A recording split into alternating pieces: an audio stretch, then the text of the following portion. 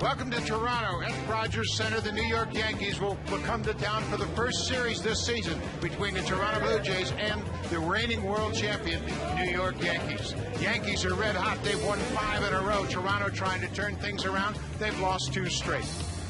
Hello, everybody. I'm Buck Martinez along with Pat Tabler. And Pat, Brett Cecil goes to the mound tonight for Cito Gas. He started out in the minor leagues at Las Vegas, but boy, since he's gotten to the big leagues, he's really pitched well. He really has, and I think the struggles that he had in last year's games that has made Brett Cecil a better pitcher this year. In fact, he stepped it up a notch over his last 3 starts. He's undefeated with a great earned run average. He's throwing more strikes. The strikeout to walk ratio is very important to watch when you see Brett Cecil here tonight. Yeah, and he's up against a former Blue Jay and A.J. Burnett, and Burnett's the type of guy that can really dominate, but he too has made some subtle adjustments this year. Last time out against Cleveland, he was pretty impressive. Yeah, he really was. He still has great stuff, and he can command everything, but this year he's not pitching at 97, 98 miles an hour. He's brought it down a little bit and pitching to contact, and when you do that, you don't walk anybody. With his great stuff, you're going to win games. So more consistent this year for A.J. Burnett. Both of these starting pitchers are in tough against a couple of ball clubs that can really swing the bats. The Yankees' 288 average is #1 in the major leagues. The Blue Jays' 248 is 13th in the American League. These are 2 teams that score runs differently. Yankees do it with on-base percentage and batting average. The Blue Jays do it with home runs. Yankees #1 in the American League in runs scored. The Blue Jays #3. So they do it, but they do it differently. And a couple of guys that are really helping their respective teams, Vernon Wells and Robbie Cano, are really swinging the bats well right now. And for more on these two, let's check in with Sam Cosentino. Buck, if hitting is the name of the game, then those 2 players are the epitome of hitting right now, not just in the American League, but all of Major League Baseball. Robinson Cano comes into tonight's action with a 17-game hit streak. That's the longest in the majors this season. What's been so impressive about Cano's run, he's hit .456 with runners in scoring position. As a result, the Yankees are 10-7. Meanwhile, Vernon Wells brings an 11-gamer into tonight's play.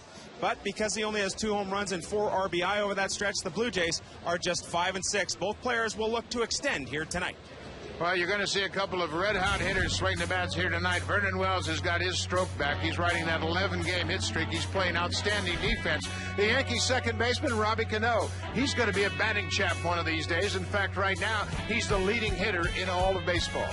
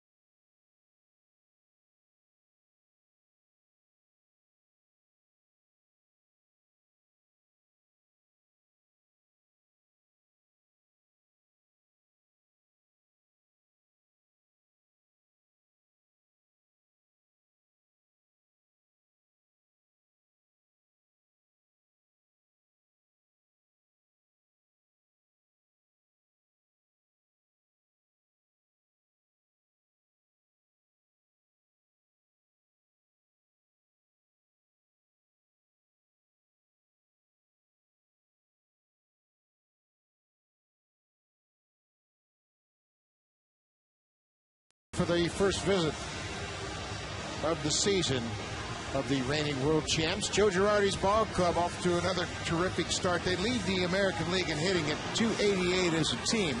They're healthy again. Nick Swisher back in the lineup. Posada the DH. They're starting to really swing the bats well.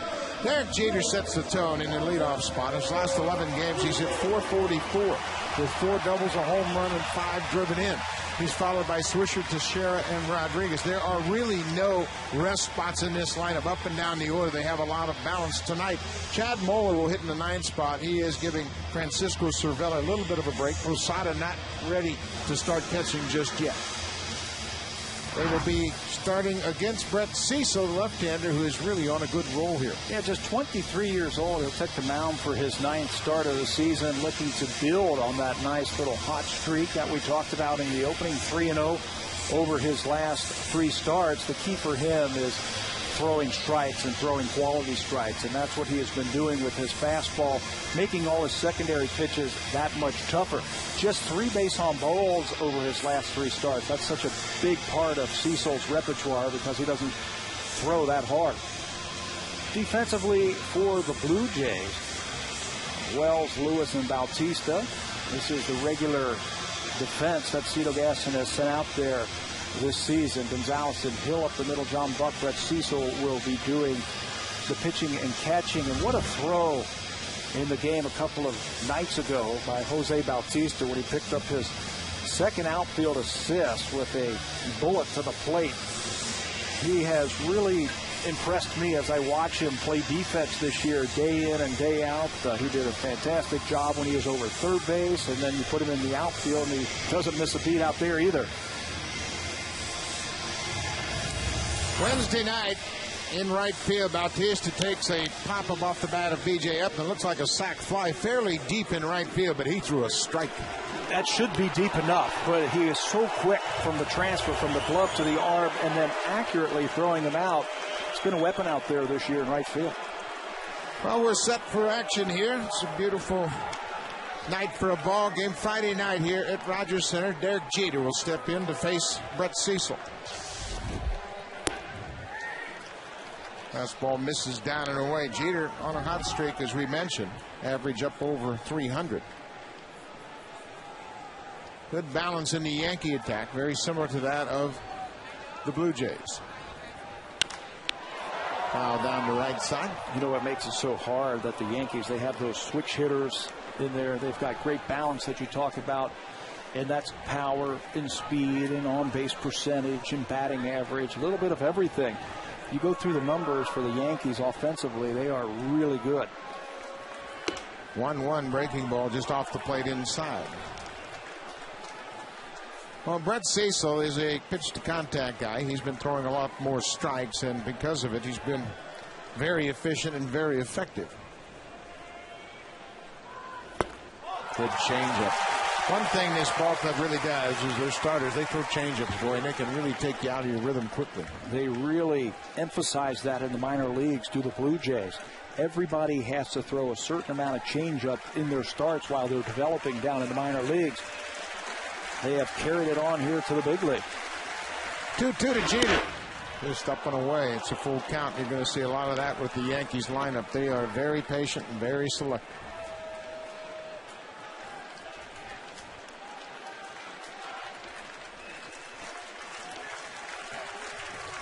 Full count. On the ground. Hill takes it on the big hop.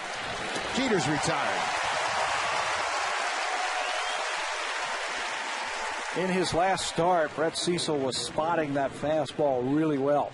And I think that sets up everything else. He had a good slider and a good changeup versus the O's. He was telling me after his last start that 2 starts ago against Arizona, he had a really good changeup.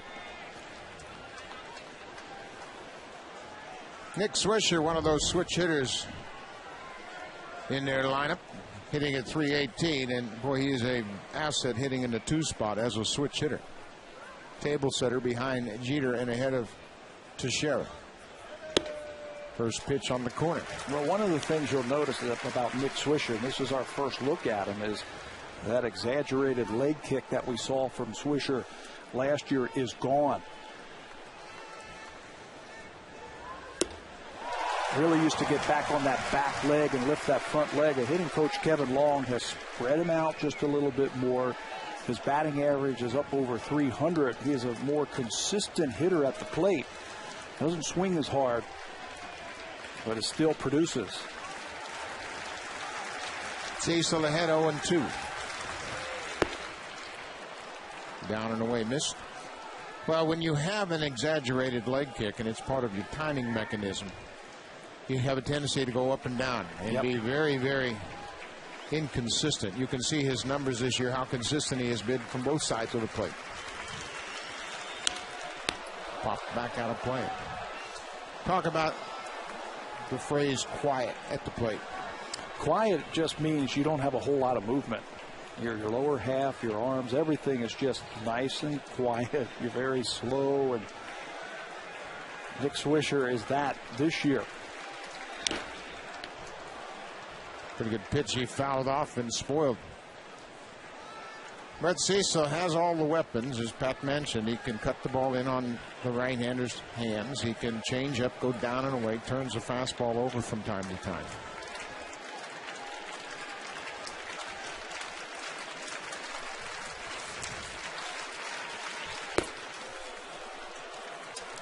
Again, we emphasize, and you're going to see it all night long, the Yankee hitters. They're all veteran hitters. They really make you work. They're going to lay off a lot of borderline pitches, and you've got to force them to swing the bat. And that's something that the Blue Jay starters have done a good job of this year. Pretty good pitch. Went back door, tried to get that cutter on the outside corner. Bill Hahn, the home plate umpire, didn't see it that way. I think it surprised Nick Swisher. That one looked like it was right on the corner, but it's called ball 3. Popped up. Foul territory, over, but it'll be out of play. Blue Jay starters have done a good job throwing a lot of strikes. They have a lot of guys who have small counts when it comes to base on balls. Sean Markham, Romero, Brett Cecil. They use that changeup so effectively. Pulled foul at the left side.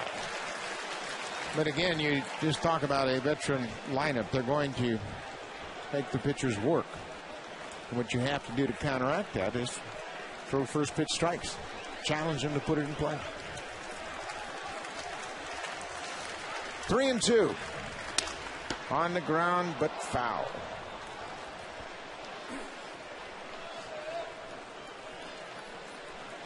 Swisher's going to have to get some new lumber. Ball hit off the end of the bat, broke his bat.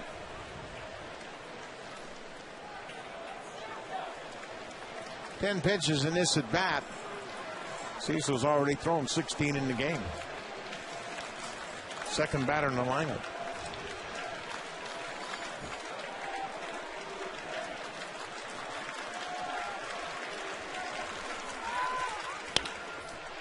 Encarnacion at third. A couple of steps to impose a strike to Overbear. 2 down.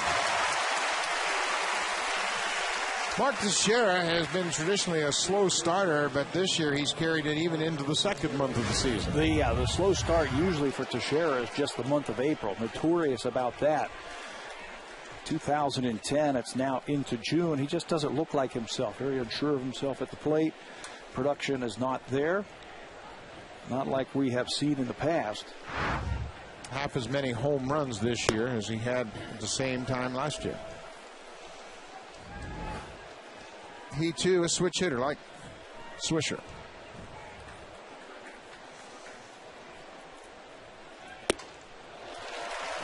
There he chased a pitch off the plate. Another good changeup from Cecil. Yeah, 1-0 and a fastball count. He turns the ball over. No doubt in my mind that Mark Teixeira, when it's all said and done, is going to be right up there at 30 home runs and 100 RBIs. He's just too good of a hitter, too good of a player.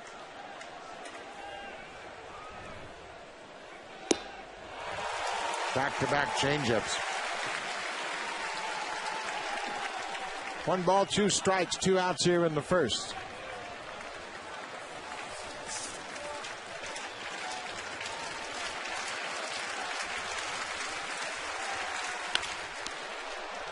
kind of stroked down the right field line. And got that outside pitch. Teixeira, of course, a switch hitter. How does that factor into some of his problems? He's got 2 strokes to worry about. Well, his swings are different types of swings. From the left side, he's a little quicker. From the right side, a little bit more of a sweeping swing.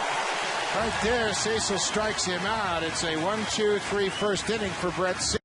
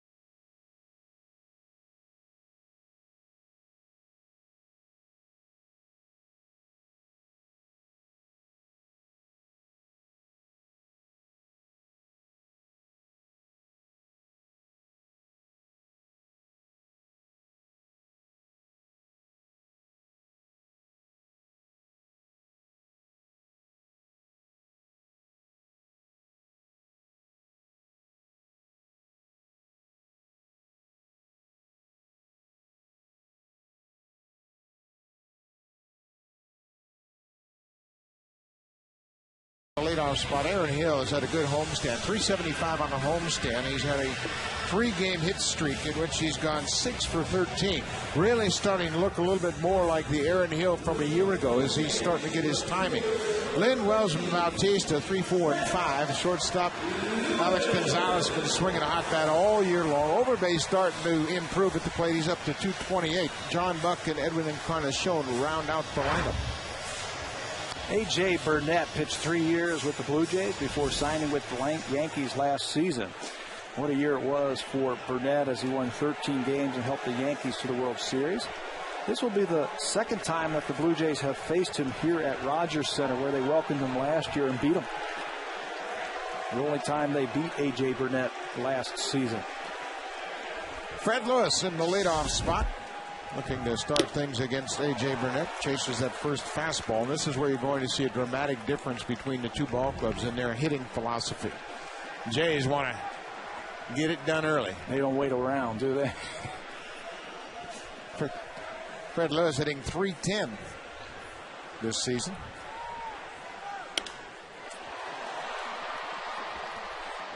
Burnett out in front. Be interesting to watch Burnett as the game unfolds and just see how much he has changed his approach. He used to be about just seeing how hard he could throw it and know that he could overmatch hitters. And he could, because he threw so hard and his stuff is so good. But I think hanging around Roy Halladay for a few years rubbed off on him. You can see Chad Moeller, the catcher, accentuating the high target to A.J. Burnett. The Yankees do a great job of advanced scouting. Yeah, they certainly do. They really have a plan, a lot like the Boston Red Sox, where they move that ball around the strike zone and have an idea of how they want to get hitters out. Good way to stop home run hitters is pound them in and up. Fred Lewis laid off that good breaking ball. Paul Emmel down at third base said it was checked in time. Power breaking ball. Here are his numbers from his career starts at Rogers Center. 41 games, 22-19. Pretty comfortable here.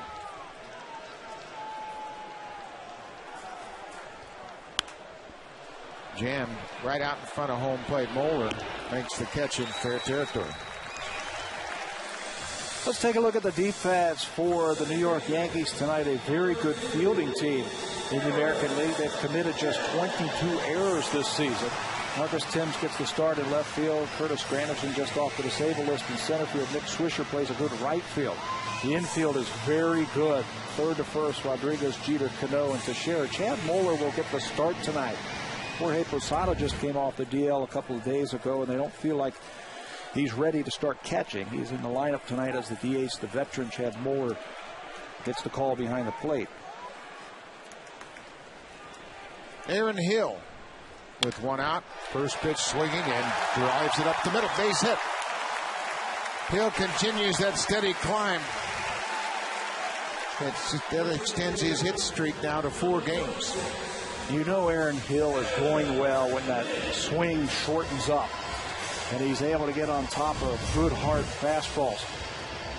There's a fastball. It's short. He stays on top of it and drives it right back through the middle.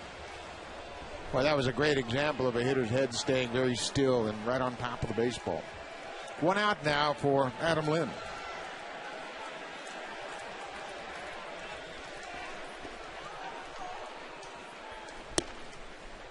Fastball down, 95 with good movement.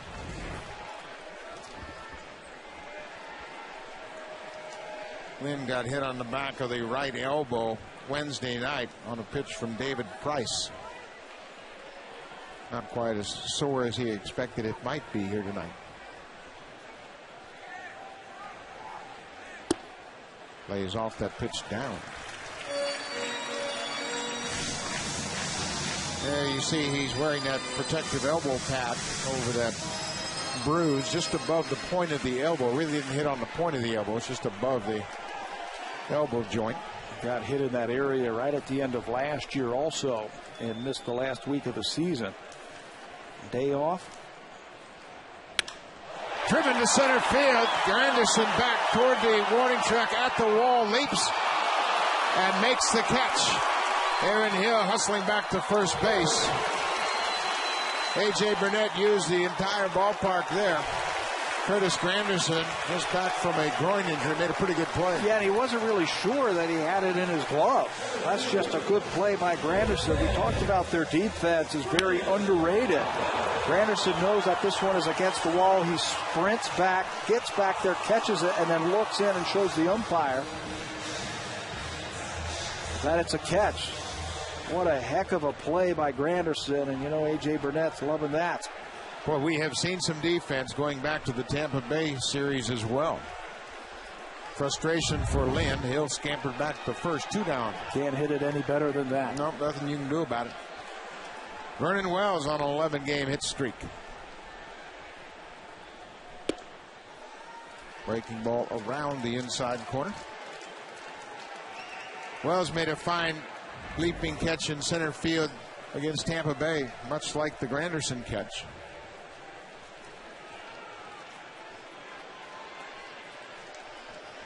Two outs here, bottom of the first. Check swing foul.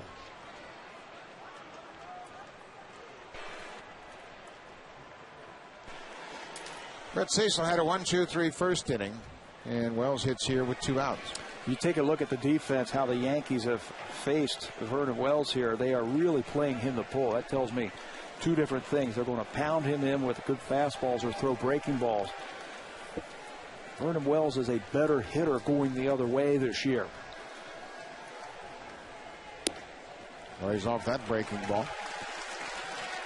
Well, we have identified the reason for the turnaround. The wrist injury. He's healthy again. He can let the ball travel. So when you're quick with your hands, you can wait till the last moment to decide swing or take. And he's made a conscious effort of trying to drive the ball back through the middle.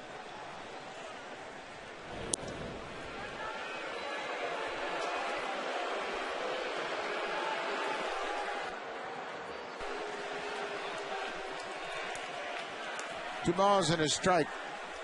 Aaron Hill singled. He's at first.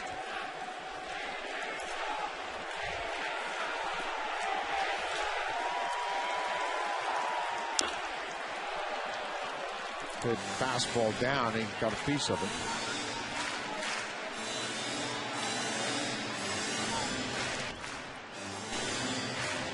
2 balls, 2 strikes here in the first.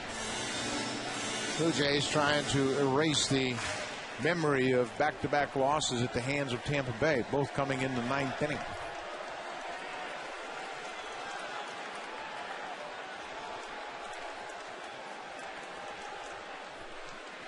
There goes Hill.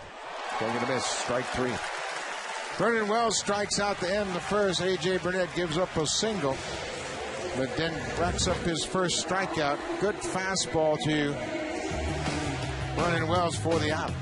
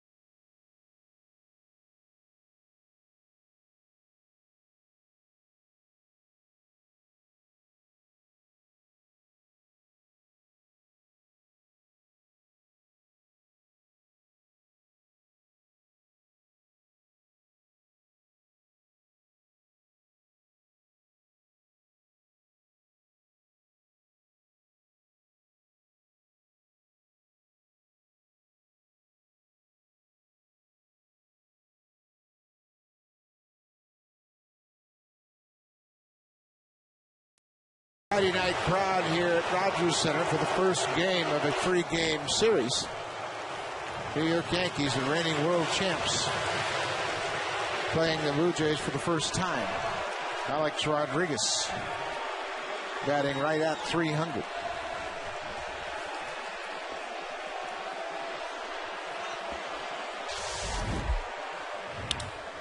First pitch swing and pulls it foul down the left field line.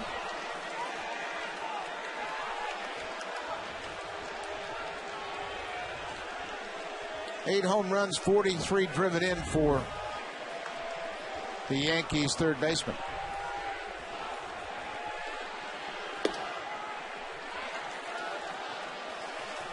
With the retirement of Ken Griffey Jr., Alex Rodriguez is now the current active home run leader in the majors. Center field. Bautista over in the gap in right center makes the catch. One away here in the second inning. Let's take a look quickly at the scattering report for the Blue Jays starter tonight, young Brett Cecil. One of the things that I've noticed with him is he is spotting his fastball inside, outside, both sides of the plate over his last few starts. He's got that tight spinning breaking ball. Tough to pick up when you're throwing a good fastball. The slider and the curve have been great. The change has been excellent, and it is really improving. So he is becoming a complete pitcher in my mind. Certainly can defeat you in many different areas of the strike zone. Now it'll be the second baseman, Robbie Cano, hitting in the 5th spot. Shows bunt, takes the first pitch strike. Cano, 27 years old. Signed as a non-drafted free agent way back in 2001, and he has become one of the premier second basemen in all of baseball. Yeah, not just offensively. I think defensively his whole game is coming around. And we flashed that he is hitting .373 this season. He's even better against lefties. Yeah, he's hitting .380 against left-handed pitching. Right there, Cecil crossed him up, threw a changeup down and in. And with all the great stars that the Yankees have and home run hitters that they have on their roster, those 7 home runs you see right there versus left-handers are the best on the team. That says a lot. That's a good pitch inside. Called off the play. Bill Hahn has not given either pitcher much of the corners tonight. 1 ball, 2 strikes. 1 out here in the second. Hey, beer guy, get a real job. Got him. Good breaking ball down and away for the strikeout. Second strikeout of the night for Brett Cecil. When you put fastball in the mind of good hitters, you can get them with off-speed stuff, and that's exactly what Cecil does. Slider down and away in a good spot. Cano does not strike out a lot, but he does for the Brett Cecil's second strikeout. That's the DH, Jorge Posada. First pitch swinging, and easy play for Overbeck. 3 up, 3 down, easy inning. Just 8 pitches.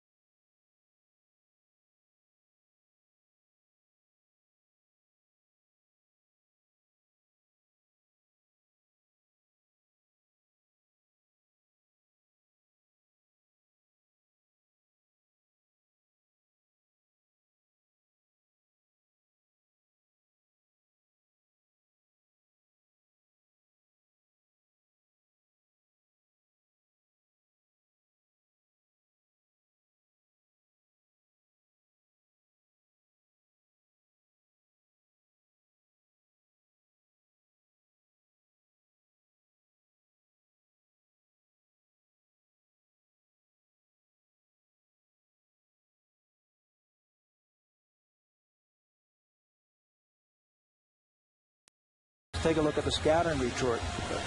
Better control at 93. He can hump it up there at 99 miles an hour, but at 93, he's a lot better. Knee buckler, that's that curveball. It's hard, it's quick, and he can throw it for strikes. And early contact, I think, is the key for Burnett. Where we sit right now, pitches per inning is the least amount in his career. So he has become more of a pitcher and less of a thrower. Well, by doing that, being more economical, he's going to allow himself to stay in the games a little bit deeper. Jose Bautista, it's the first pitch breaking ball. Well, he had a chance to watch Roy Halladay for 3 years, how Halladay worked very quickly and through strikes. He was very economical. And he made that point when he left here, that he learned to become a pitcher pitching here in Toronto.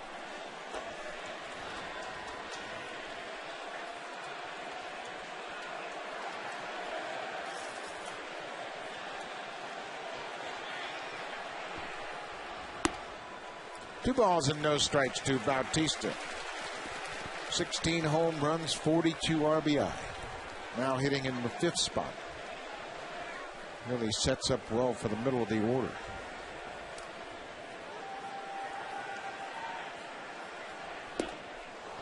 Good sink on that fastball. He swung right over the top of it.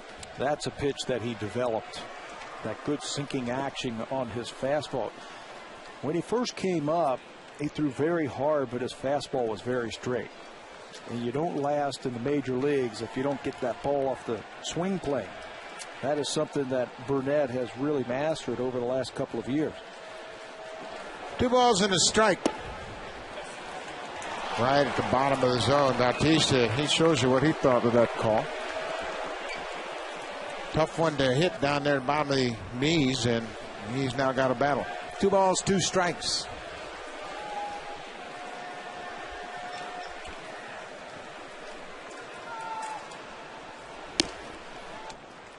Full count.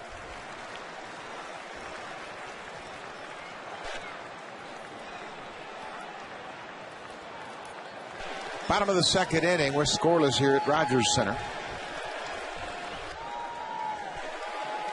First game between these two clubs this year. Hammered to left field. You can forget about this one. Bautista has just hit a long home run to left. Number 17 for the Major League leader in home runs.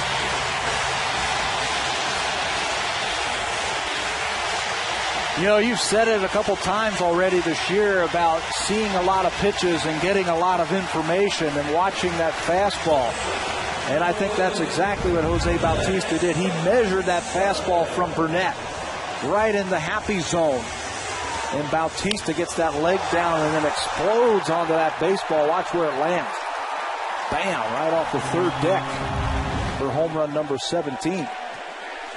That's one that we haven't seen much from him. Most of his homers are line drives. There's a fly ball into right. And Swisher breaks the play on Gonzalez.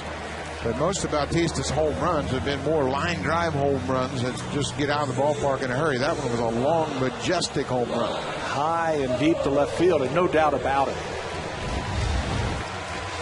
Strike 1 and 2 were fastballs with some sink. This 3-2 fastball, and A.J. Burnett knew it, too. You can see his reaction after giving up that one. A new career high for Jose Bautista with number 17. And it's the 4th of June. Lyle Overbay.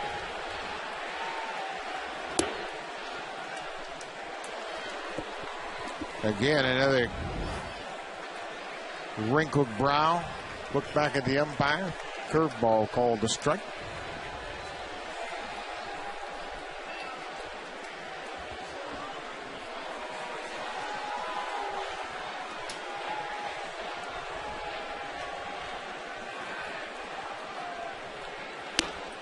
Off the plate inside, 1-1.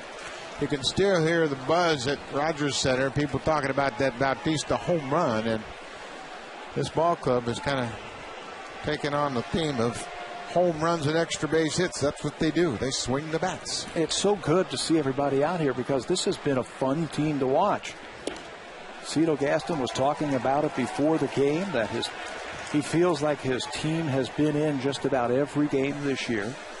The home run has done that. The pitching has been outstanding. We've seen some great defense from this team. It's a fun team to watch and get behind. 2 balls and his strike.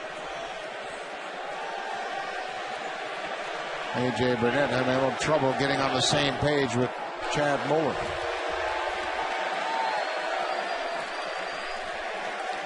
Good crowd here tonight. Anxious to see another good series. Jay's playing well here at home recently. Off the plate. 3 balls and a strike.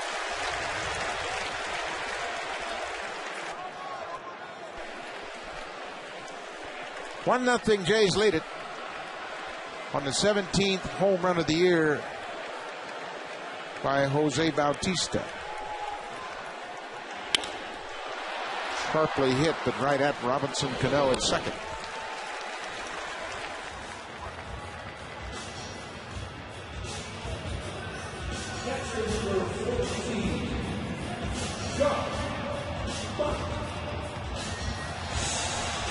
Buck Martinez along with Pat Tabler here. We're in the bottom of the second inning. Blue Jays lead it 1-0. John Buck, the catcher. Step in against A.J. Burnett. Buck's got a pair of home runs against Burnett. Overall, just 3 for 12. Breaking ball for a strike.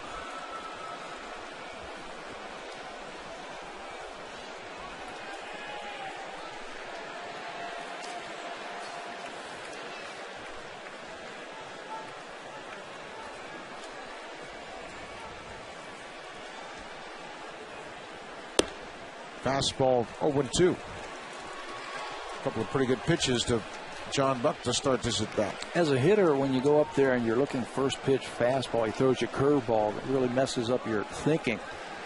First 2 pitches to John Buck, looks like A.J. Burnett crossed him up both times to jump ahead. 0-2. Way outside. Moeller can't block it. Chad Moeller in his second stint with the Yankees went to camp with the Orioles and was let go and signed quickly with the Yankees. And a great backup catcher, guy that will get the most out of a pitcher and certainly contribute behind the plate and occasionally at the plate. 1 ball, 2 strikes. Bouncing ball, third base. Rodriguez on the run, throws out John Buck. But the Blue Jays score first as Jose Bautista connects on an A.J. Burnett fastball. Home run number 17. 1-0. Blue Jays.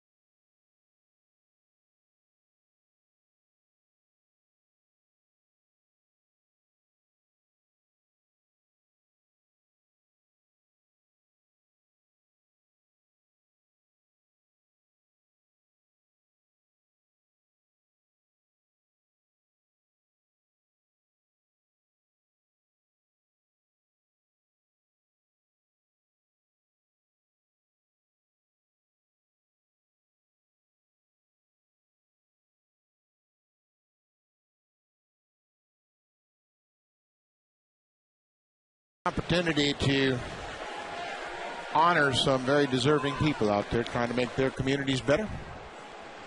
1-0 Blue Jays here. Marcus Tim swings at the first pitch and trips it into center field.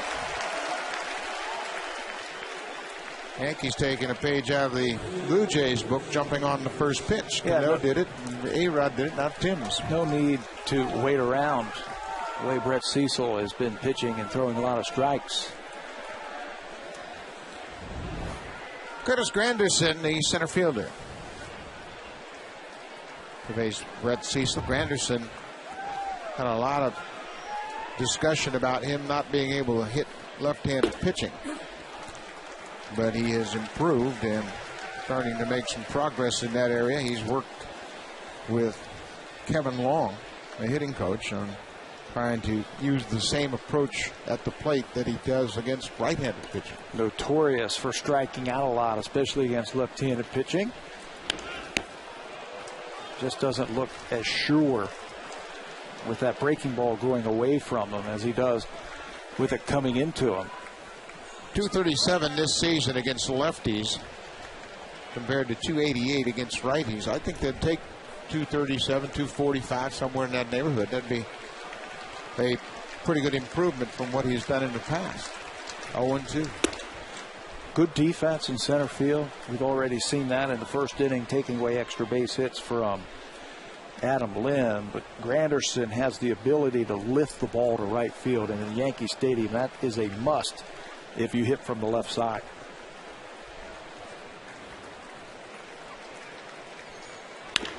Ground ball, Overbait, steps on the bag, throw to second, not in time. Overbay bobbled the ball, and that cost him a chance for a double play. Yeah, cleanly, yes.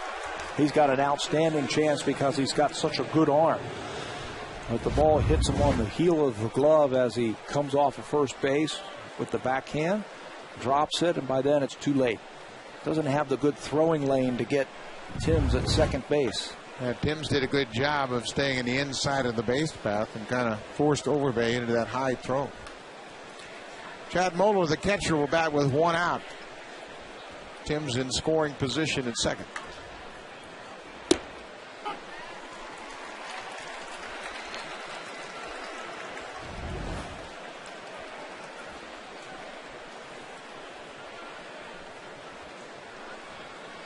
Moeller, this is just his third game, so his at-bats total just 6.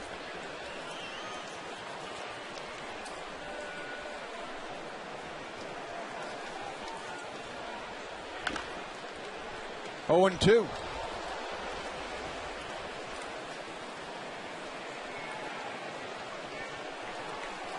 Brett Cecil trying to continue a hot streak he's been on. One of his last 3 starts, pitched very well. Last time out against the Orioles went 8 strong innings. Something else we'll watch from Brett Cecil tonight. The first 2 innings have been rough on him so far in 2010. His ERA through innings 1 and 2 is over 6. But then he settles in, and it's under 3 from the 3rd inning on. So far tonight, no problem. 3 up, 3 down his first 2 innings. Maybe signs of things to come. Yeah, and it's all about adjustments, and we're going to see a lot of that from all of these young starters. And they get to control their emotions a little better early in the ball game, command their pitches a little more consistently, and that'll allow them to get off to much smoother starts. He got off to a great start in his last time out against the Baltimore Orioles. He retired 16 of the first 17 batters he faced. Was in command really the whole time he was out there. Now he is just trying to get together with John Buck. What they want to do with 2 strikes, and I think this shows the maturity of Brett Cecil in his 2nd year, to call out the veteran. Yeah, instead of just throwing the pitch that the catcher calls for, he wants to talk about it. Maybe he's got a different idea, but that's a great point. Younger pitchers have a tendency just to throw what the veteran catcher calls. We saw a lot last year with the youngsters when they were out there. They would just throw it and it would get hit. Now Cecil has an idea. It tells me he has a plan of what he wants to do to get Moeller out. A ball and 2 strikes. Went too far. Moeller strikes out. 3rd strikeout of the night for Brett Cecil. It worked. He had an idea what he wanted to do. He now has a strikeout in each inning as he goes with the off-speed pitch, and the check swing is a strike.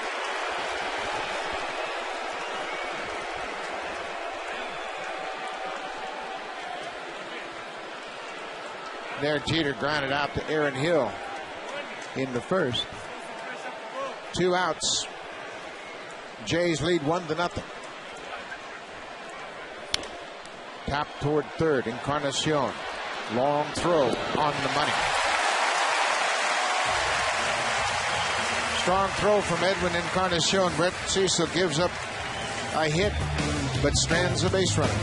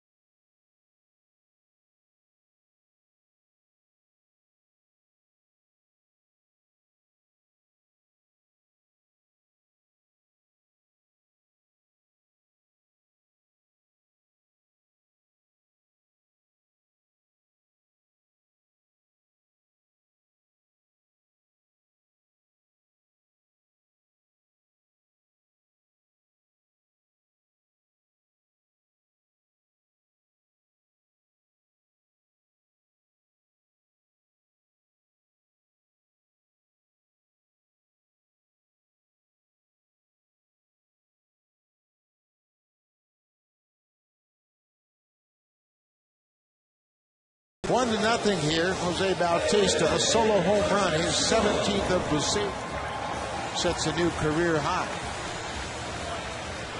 We've talked a lot of this year about the Blue Jays jumping on the first pitch. That's something we'll have to watch tonight, because A.J. Burnett on the first pitch, batters are hitting .324 against him. I think he knows that. That's why we've seen a lot of first pitch breaking ball.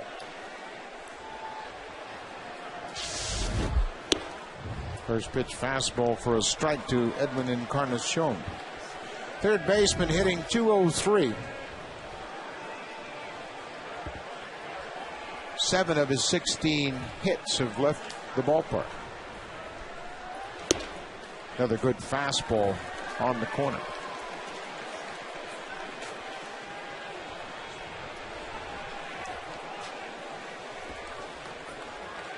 Oh, 0-2 to the number 9 hitter.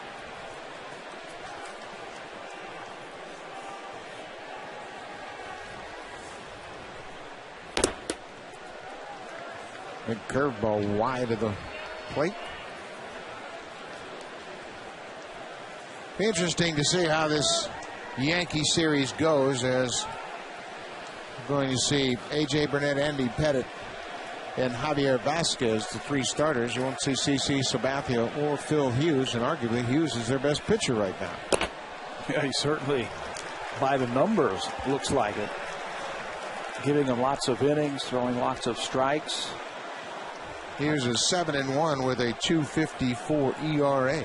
I'm sure no one in the Yankee organization was thinking they would get that from Phil Hughes. Now, they knew he was good, but 7-1, 2.5, pretty good.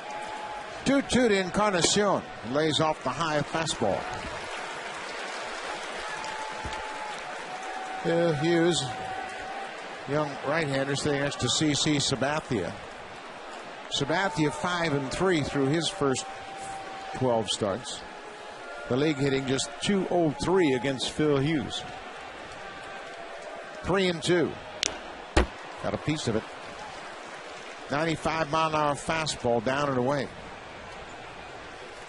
You are just lucky just to foul that one off. Keep it at bat. There's the veteran Andy Pettitte. He will go tomorrow afternoon. Now, Javi Vasquez, a Yankee for a second time in the middle. Francisco Cervelli, you can bet they're talking about hitters and how they're going to attack this lineup. Pettitte will start Saturday, Vasquez will start on Sunday, and Cervelli more than likely will be behind the plate. That'll be the battery, I'm sure, tomorrow afternoon. Let the youngster get the day game after the night game. Yankees landed about 9 o'clock last night. They were delayed coming out of New York after their game, so Moeller gets the start tonight, and we'll probably see Cervelli tomorrow.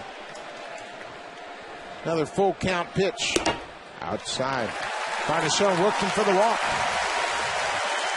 Check in with Sam Cosentino. But coming into this game, Fred Lewis had never faced A.J. Burnett before. So what did he do? He consulted video on what Burnett does against the other lefties in the lineup in Lind and Overbay. He then went and consulted Cito Gaston and Dwayne Murphy and asked how he thought A.J. would pitch them. Now he has one at bat under his belt. So using all the resources here to gain information, and here his second at bat against Burnett ever. Fred Lewis trying to get comfortable in the American League, and so far so good. Shattered bat, barrel all the way out to second. Rodriguez in foul ground makes the catch. Well, it's no doubt. It didn't take me long to figure out what they're going to do with Fred Lewis. They're going to pound him inside. They're going to make him try and get the head of the bat out. It got out all the way out to second base because this fastball was right in on his hands. Now your swing doesn't come longer when they throw inside like that. It's got to be a lot shorter. And there's the bat head out to Ravi Cano out at second base. One out now for Aaron Hill, who's singled on the first pitch he saw tonight. We'll check in with Encarnacion. Mention Hill and his hot streak. He now has a 4-game hit streak.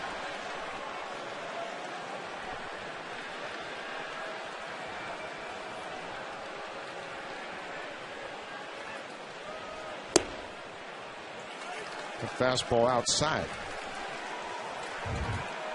Hill's streak now 7 for 14 during the 4-game streak. That's his 10th hit on this homestand. And he's not doing it against any Joe. We've seen some good pitching the last few games. Ground ball. Rodriguez at third. Cano at second. Quick turn in time to get Aaron Hill. Textbook double play. Rodriguez, the Gold Glover, at third, gave it to the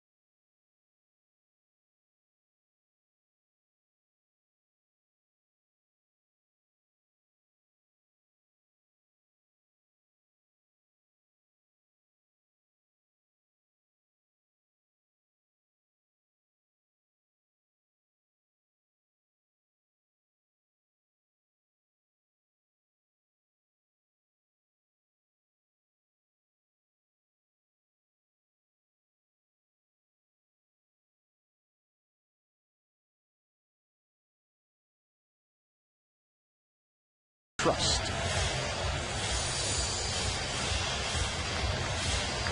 Great seats to watch the Yankees' first visit to Rogers Center this season. Blue Jays anxious to turn around their fortunes. They lost 2 tough ball games to Tampa Bay before the off day on Thursday. Cito Gaston was asked about that, the effect that it would have on his team, those 2 tough losses. And he said, I would hope that it would be a learning experience for my young players.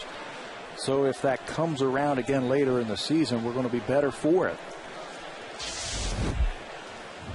I guess that's the only way you can look at it. Well, think about yourself as a player. You played on good teams, and then good teams had to learn how to win.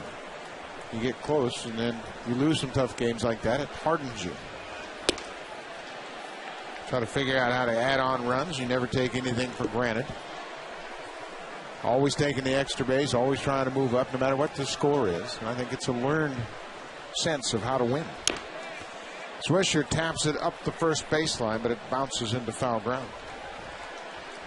So many things that you can learn, you know, during the course of the season, little things like that.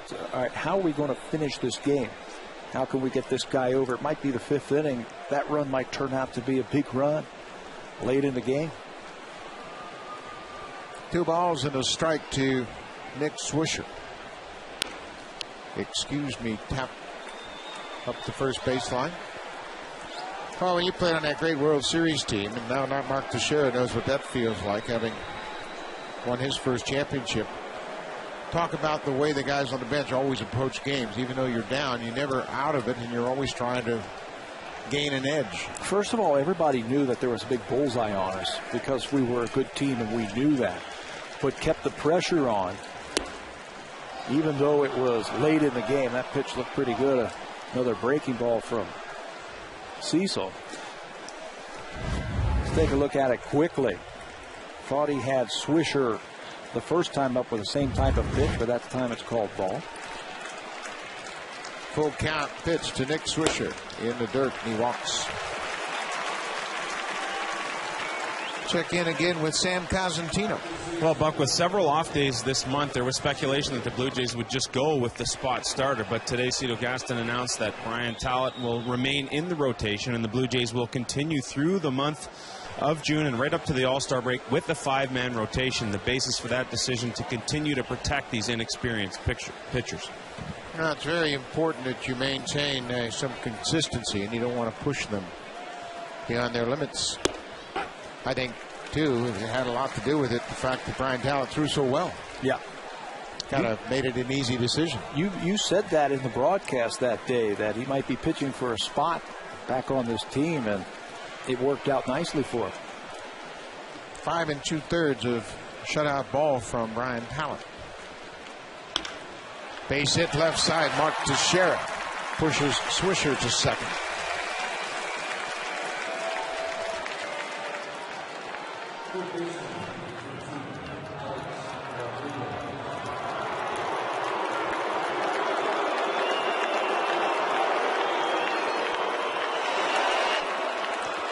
Mark Teixeira's first hit of the night.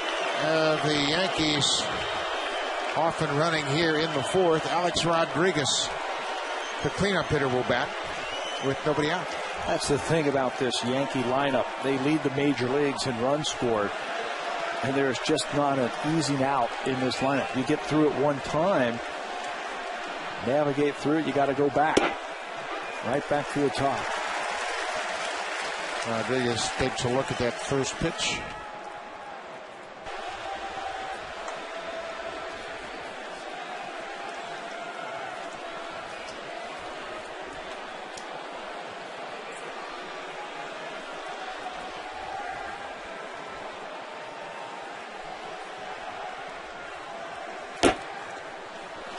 Ball gets away from Buck, and Swisher didn't pick up on. Swisher could see the ball was right at the catcher's feet.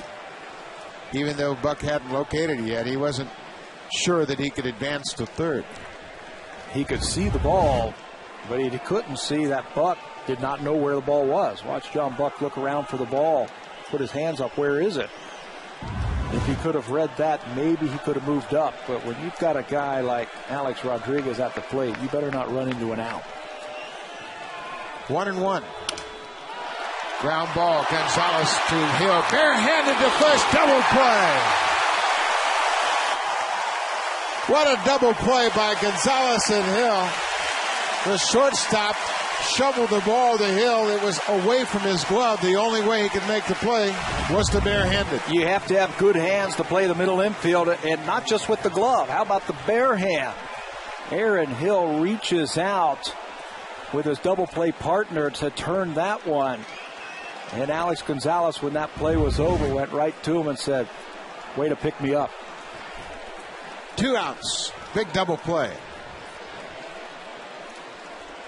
Swisher at third. Robinson Cano, the batter.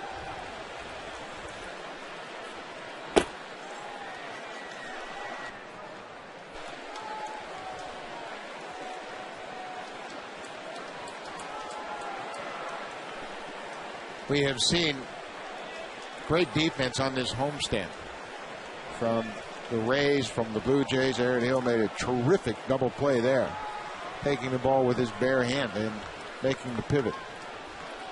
Seen a little bit of everything from those middle infielders.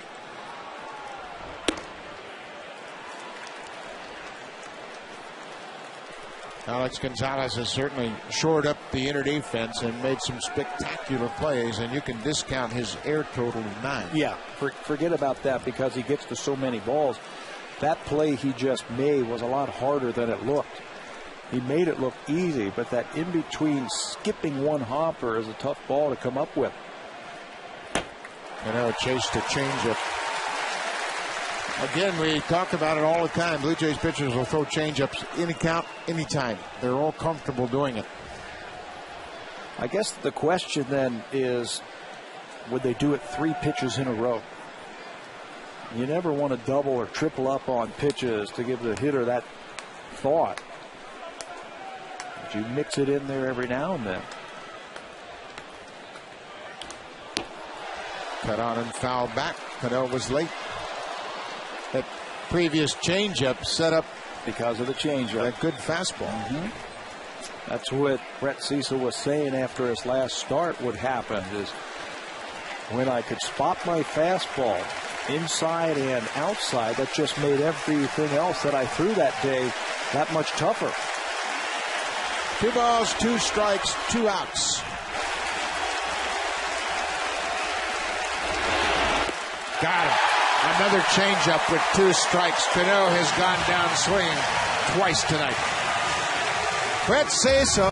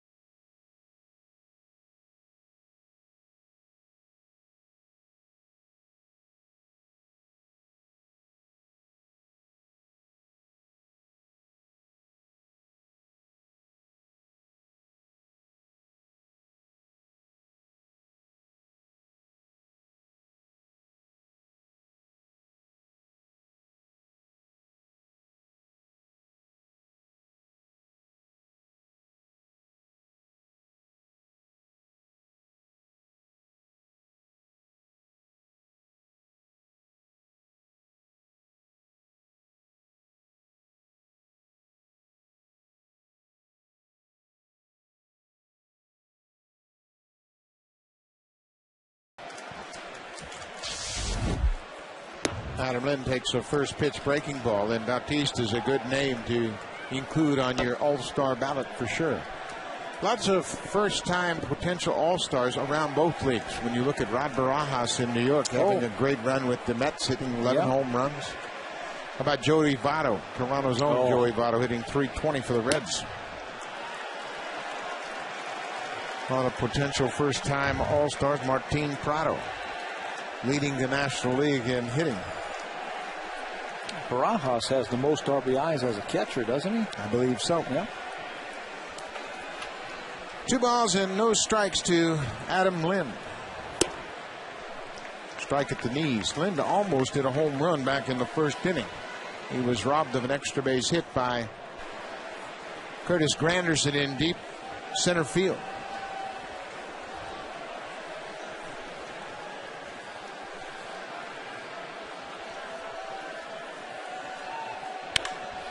Line drive right at Nick Swisher.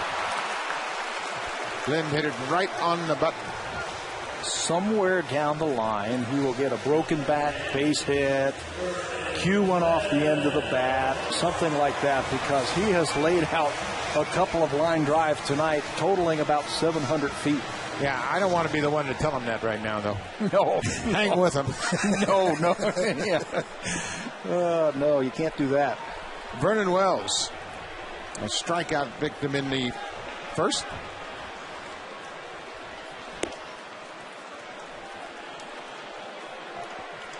How did you fare against pitchers that you were teammates with previously?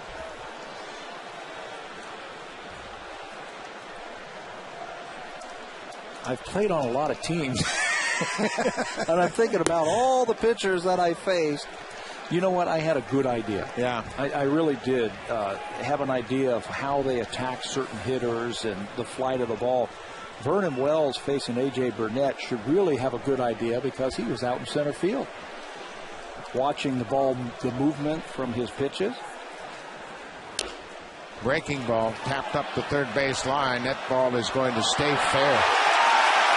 Little home field advantage. A.J. Burnett says, Vernon Wells, you going to take that?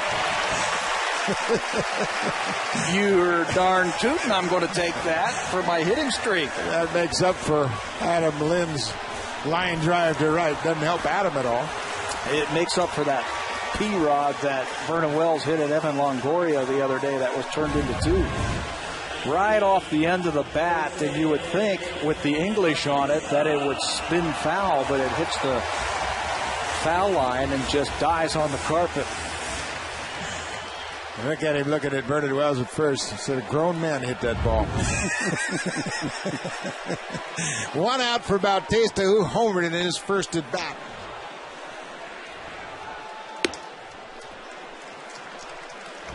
Teammates. That's just how I planned it. Just another knock. 1 ball, no strikes. Jose Bautista.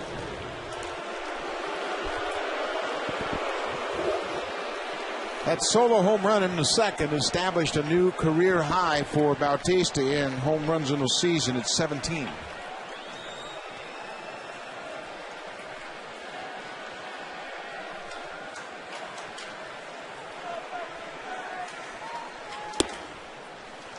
Boy, he's seeing the ball well. That's exactly what I was thinking. Even though he has the 17 home runs and he's hitting that 250 right around his career average in the production, he's seeing the ball. He is in hitting position when that ball crosses the plate. He stands alone as the Major League leader in home runs. Coming into the game, he was tied for the American League lead. He's done it again! Make it 18!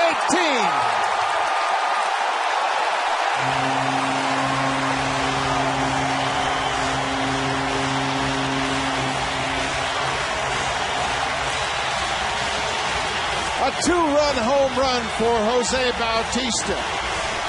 He's driven in all 3 Blue Jays runs. You can put both of those home runs back to back and they're going to look the exact same. Fastball in, lifted to left field, and A.J. Burnett knows that he's given up his 6th home run of the season. Lands about the same spot as the first one. Off the facing of the third deck in left field, no doubt about it. The epitome of a bloop and a blast. A swinging bunt and a long home run. 3-0 Blue Jays. Fastball for a strike. What a start to a season for Jose Bautista. He was tied with Miguel Cabrera and Paul Konerko at 16 at the start of play tonight. He now has 18.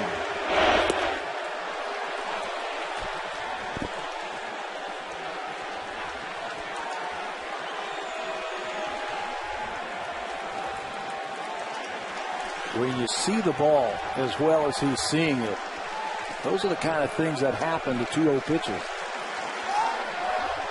0-2 to Gonzalez.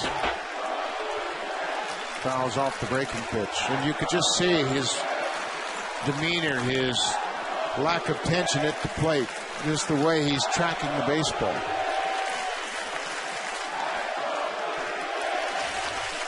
His 5th multi-home run game of his career.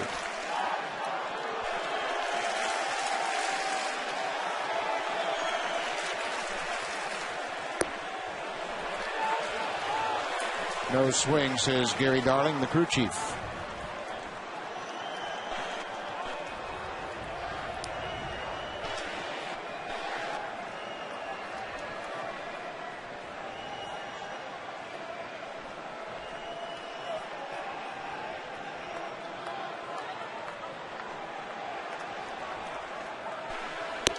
Outside, 2-2.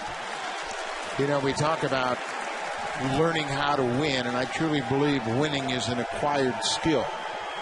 And Cito Gaston's point about those tough 9th inning losses is a very valid one. It hurts for a while, but you better forget about it and refocus. And you have to learn from it. You have to learn to finish off games, and that doesn't mean in the 9th inning. That might mean in the 5th or 6th inning. And that means scoring runs when you have a chance and preventing runs when you have a chance. A.J. Burnett kind of spun out of his delivery and looked like he was thinking to Chad Muller, man, I'm sorry about that one. That thing was about 4 feet off target. And a wrist burner. 3 balls, 2 strikes, 1 out here in the bottom of the 4th inning.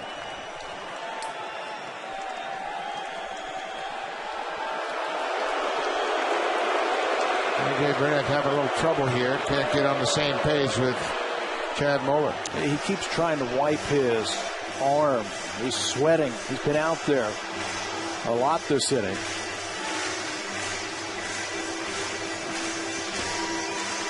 A couple of home runs for Jose Bautista. We said after the second one, it looked like just the first one. Look right under Tony Fernandez. That hits on the pane. The first one right on the R.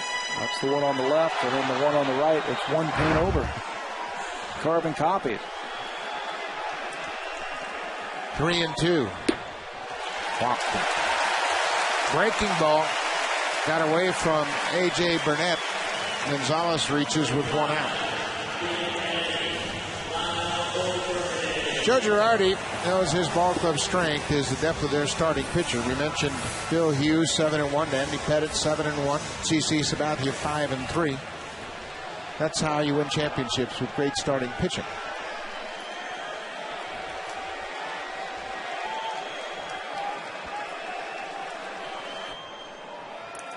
Burnett has walked 2 here tonight.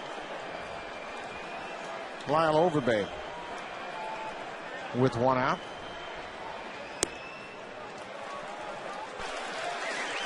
He made some points about Overbay refining his approach at the plate. Boy, he looks much more confident, much more at ease at the plate now. Just like Jose Bautista, seeing the ball is such a big part of it, and you slow down the swing and not have so many moving parts, something that Overbay has done, and you're going to start seeing that average go up. 7 home runs and 25 driven in for Overbay. Really hitting the ball out away from him with authority, too. He seems to have been freed up a little bit in his head by dropping down into the 7th spot as well. Coincidental with the minor mechanical adjustments, but the bats come to life. A ball and no strikes.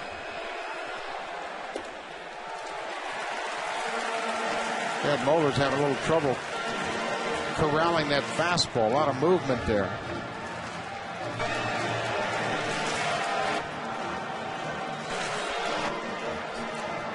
Mike Harkey out to the mound to talk with A.J. Burnett, and while he does that, we took a split screen of Lyle Overbay earlier this year, taking a look.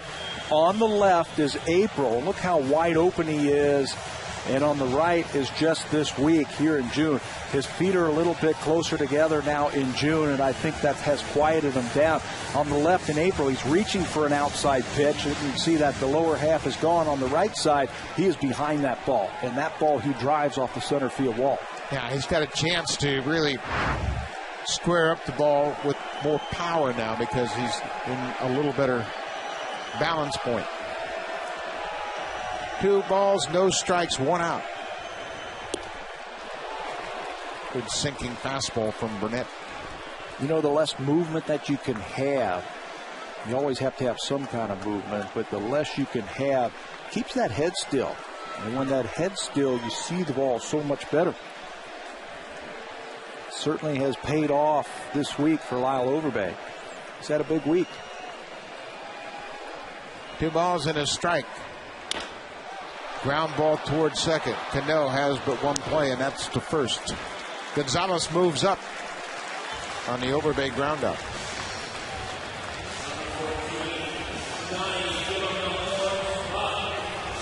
Bobby Cano is the only infielder on the Yankees infield that doesn't have a Gold Glove yet, and I think it's just a matter of time. Yeah, got great range and really good to his right up the middle in a very good throwing arm. Reminds me a lot of Manny Trio, where he throws the ball. A lot of velocity. So on a tough double play, he can really turn a big one when they need it. And I think Mark Teixeira has helped him out with his positioning because Teixeira can play so far off the line at first base. Cano can do the same thing by playing up the middle. 2 outs for John Buck. Chased a bad breaking ball off the plate. Another opportunity to pad your lead here with 2 outs. This Yankee team, best hitting team in the American League at 288 coming into this game.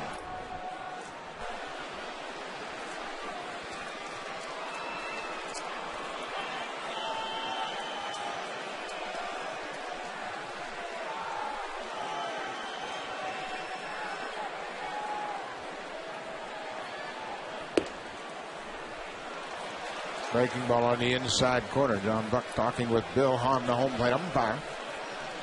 Generally, that conversation is, did that just get on the corner? And the umpire said, yep, just on the corner. Just to get reaffirmation of what you thought you saw. Yep. And I'm going to get that when my pitcher is out there. 0-2. Off the plate.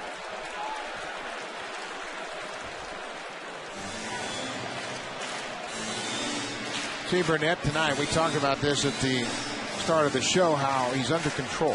We haven't seen him just spin wildly out of that delivery and try to light up the radar gun. He's trying to pitch his way through this situation.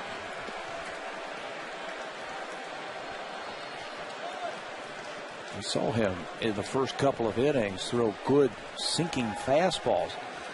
Have not seen that this inning. Breaking ball. Again, the appeal denied at first. And Joe Girardi is getting on Gary Darling, suggesting that Buck swung at it.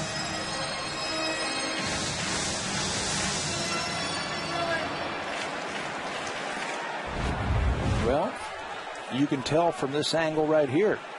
Did he go around? It went pretty far. Yeah. 2 balls, 2 strikes. Gonzalez at second.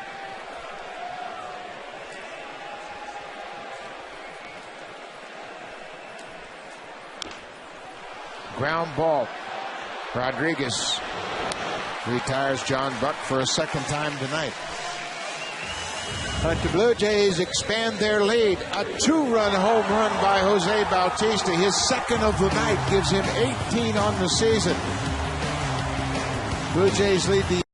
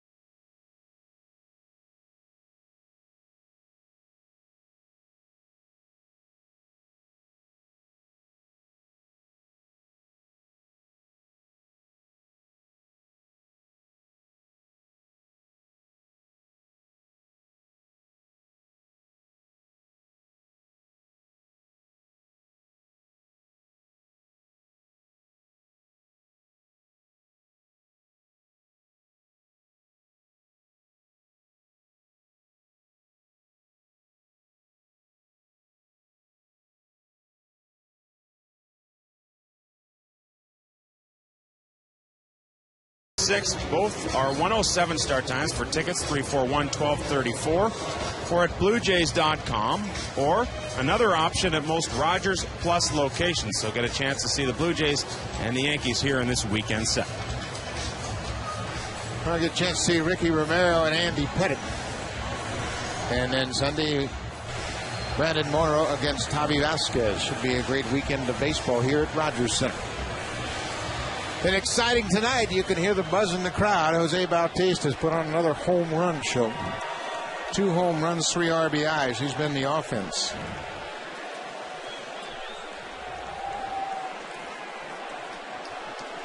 The DH, Jorge Posada, will start things off here in the 5th.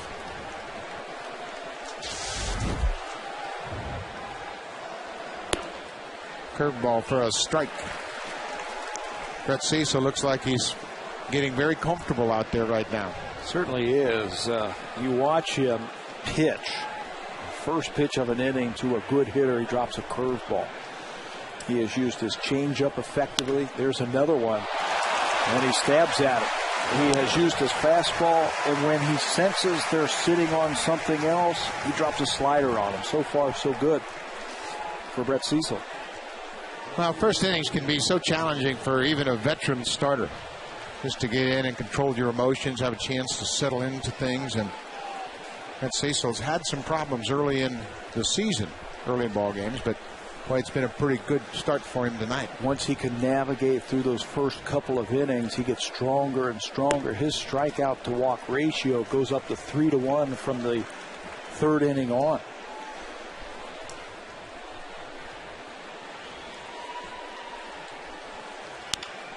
Cued off the end of the bat right to Overbay. He'll step on the bag. 2 quick outs here in the 5th. This could be an intimidating lineup to a young pitcher. But I think because of the success he's had over the last several starts, just kind of taking it literally a start at a time and staying with his game plan. We are talking about when you get beat learning something. Well, last year the Yankees beat up on Brett Cecil. His ERA against them in 2 starts was over 11. He gave up 16 hits and 10 earned runs in 8 innings of work. But he's smart, and he learned something. He's a better pitcher today for going through that. Curtis Granderson takes a first pitch ball, swings at the breaking ball to even the count at 1-1.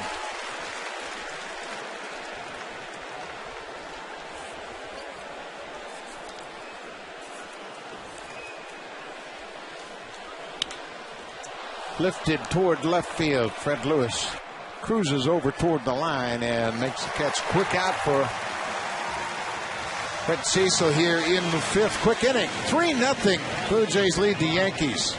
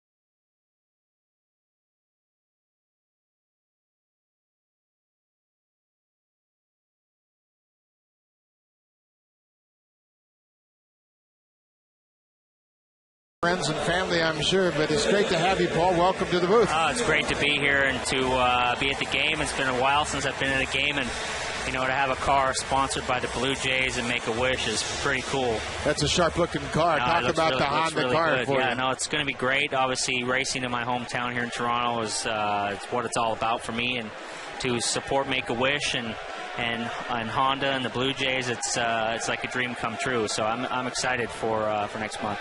How often do you get to check in on the Blue Jays?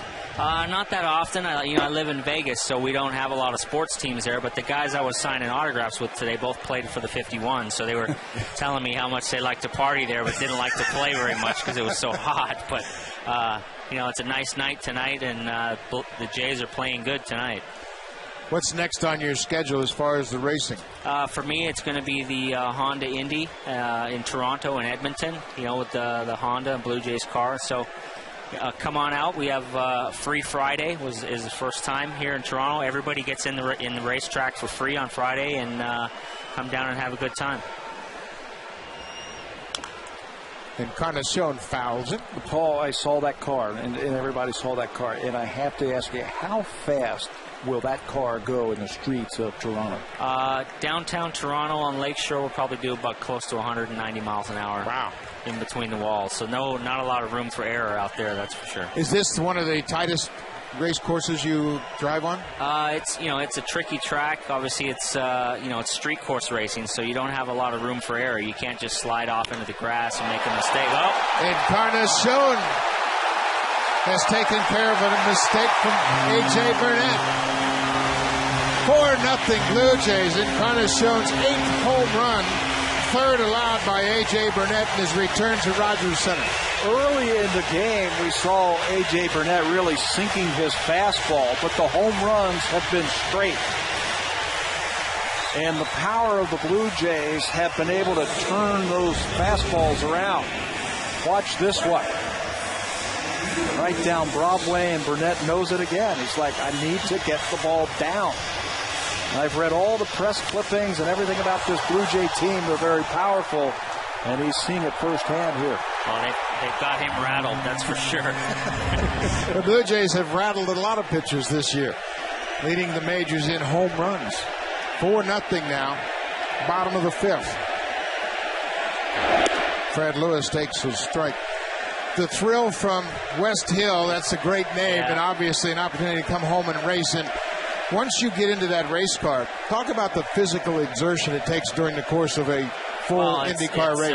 It's 2 hours long. You don't get any time to go sit on the You don't get any time to go sit on the bench, that's for sure. It's 2 hours. You got a hot, fireproof suit on and a helmet. It's hard to breathe, and when it's hot outside, it's not too bad when it's cool when you're playing any sports, but when it's hot in the middle of the summer and it's 85 degrees and humid, it gets hot. So you lose a lot of weight, you sweat a lot of water out of you, and it's physical. You make one little mistake and you can get hurt. Talk about the communication. I never realized the communication between you and your bosses. Well, it's kind of the same as what you guys have here. You have people talking in your ear all the time, and you got to be able to concentrate on what you're doing on the racetrack and also take in that information without paying too much attention to it. But, once you get used to it, it just everything kind of flows and happens. What kind of things do they say to you? Oh, they're counting down the laps. They're telling me what fuel mileage I need to make, when we're going to pit. Do I want any changes on the car during the pit stop? Do we want to change tire pressures? Aaron Hill to center field. Granderson again back on the warning track and hauls it in right at the 400-foot mark. Yeah, there's a lot of information. There's a lot of useless information, but there's a lot of information that's important. When you're going to pit, you miss coming in the pit and you run out of fuel. So we calculate that stuff down to tenths of a gallon left when you make your pit stop. Really? Yeah. Really? Wow. The decisions you have to make almost as quick as it takes for a batter to think about swing or take, isn't it? Well, yeah, you got to think quick as a batter up there, but this pitcher, he's starting to think, I think pretty, he's taking his time here.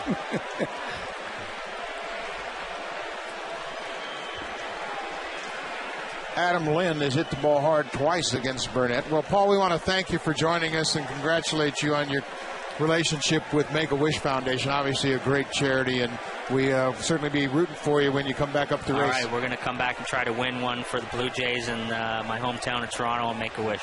Awesome. Thanks a lot. Great to see you. Thanks. Good luck to you, Paul. Okay, thank you. Good luck to you. That's Paul Tracy, the thrill from West Hill, be back in town with the Honda Blue Jays Make-A-Wish IndyCar in the Honda Toronto Indy race.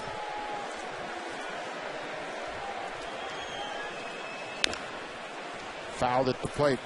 Edwin Encarnacion, his 8th home run of the season, has expanded the lead. A.J. Burnett has been touched up for 3 home runs here tonight.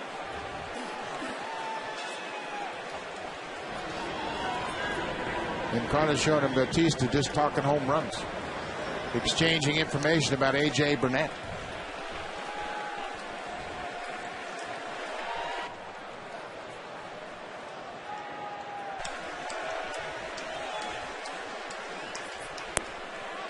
Down and in. Be a short conversation. What'd you hit? Fastball? What'd you hit? Fastball. A.J. Burnett has been hit hard by Bautista and Encarnacion. Not much else going on for the rest of the lineup. The long ball really hadn't hurt him this year in 11 starts. He had just given up 4 home runs coming into this game. 3rd walk issued by A.J. Burnett.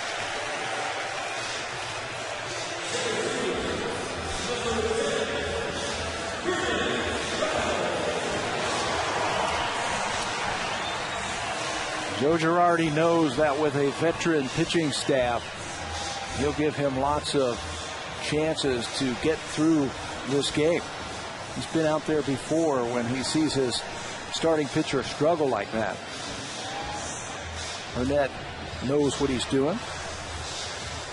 Obviously, this is a very potent Yankee attack as well, and Girardi is just hopeful that Burnett can settle down and throw some zeros on the board. Vernon Wells had that swinging bunt up the third base line in the 4th ahead of Bautista's 2nd home run. Faced a pitch off the plate outside.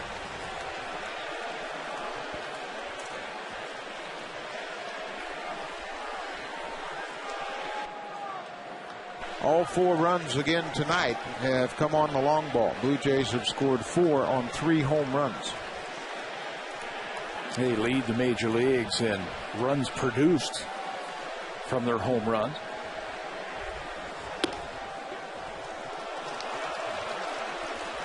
A lot of movement on that fastball, boy. He looks out over the plate and then it just darts to either corner. Big difference between that pitch and the 3 home runs tonight.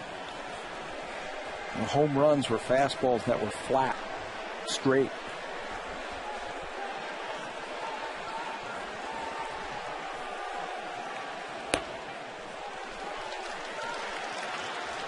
A ball and 2 strikes, 2 outs here in the 5th.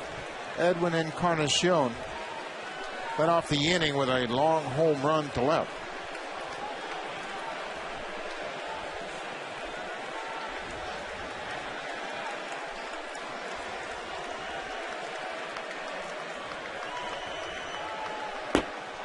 Faced a breaking ball, ball in the dirt. Moeller will throw to first base to retire Vernon Wells. But the Blue Jays get some insurance off the bat of Edwin Encarnacion. A long, deep drive to left field. His 8th home run of the season. 3rd allowed by Burnett.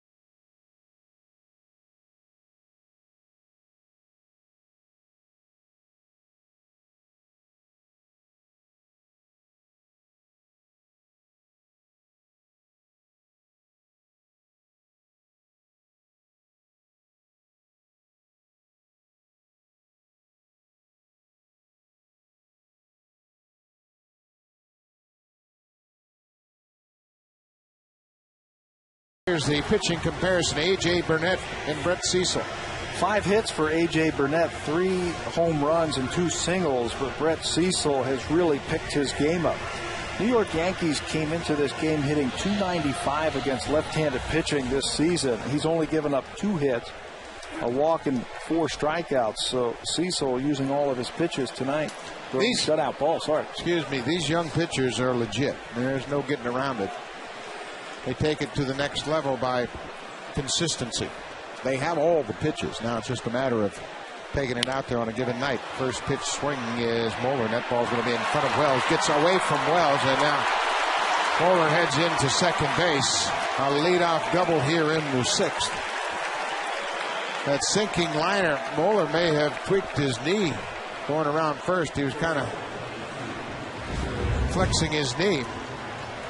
Ball off the end of the bat, so it's going to be sinking quickly for Vernon Wells, who tries to block it, but it hits the turf, bounces up, and when he can't find it, Moeller, the veteran, knows that that ball right in front of him will make it into second base easily.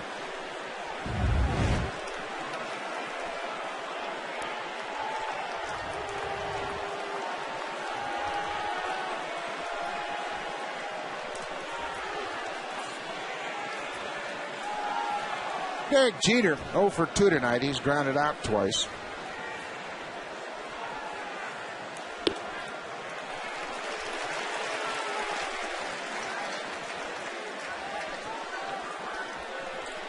Jeter batting .299. We had talked about Jeter in the recent hot streak he was on.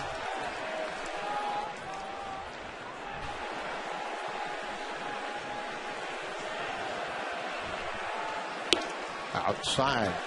Good crowd tonight. First game of the 3-game series. First time these two clubs have met. 30,089 in attendance here at Rogers Center. And they're getting their money's worth. Jose Bautista, Edwin Encarnacion have staked the Blue Jays to a 4-run lead.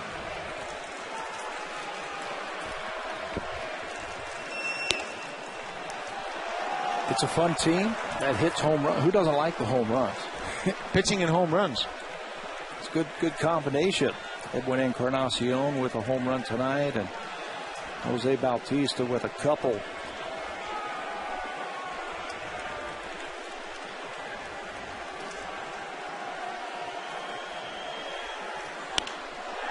Center field. That'll get down. Vernon Wells will play it on a hop. Chad Moeller's not running well. I think he tweaked his right knee. Derek Jeter has his first hit in the night. First and third, nobody out here in the 6th.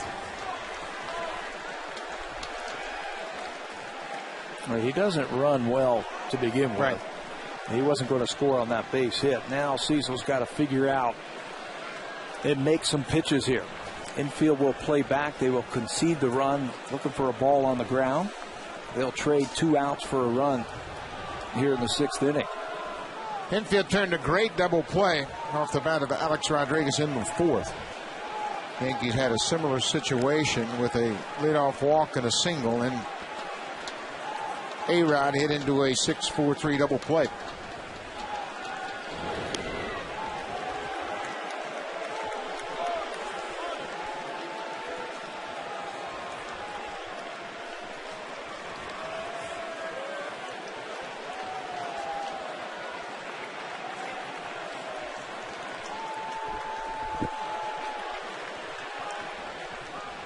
Nick Swisher takes the first pitch strike.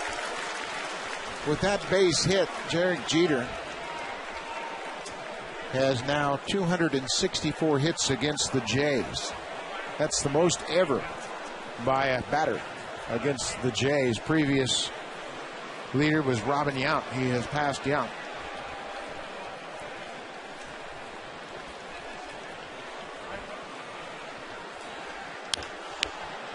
On the ground but foul. He's a pro, isn't he? Well, Derek Jeter, tough. Well, the guy he passed is a Hall of Famer, and Jeter will be when he retires. But he's consistent. I think that's the one thing that you think about. Derek Jeter gives you the same effort every day. Up by 11, down by 11, tied into 16. First inning, 6th inning, 9th inning, it doesn't matter. He's the one guy you don't want to see at the plate with that tying or winning run in scoring position, because he'll figure out a way to get him in. 0-2 on Swisher.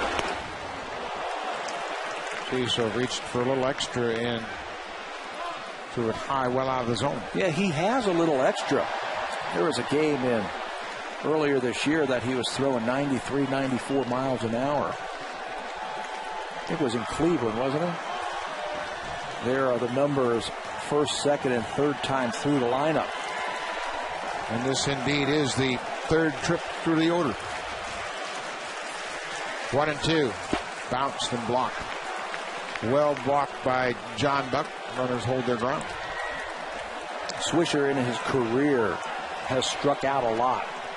He has had seasons of 152 strikeouts, 131, 135, 126 last year in limited time. 43 this year. He's a different type of hitter, not that free swinger that we've seen the last couple of years. 2-2. On the ground, should be 2. Gonzalez to Hill for 1. Back to first, dug out by Overbay.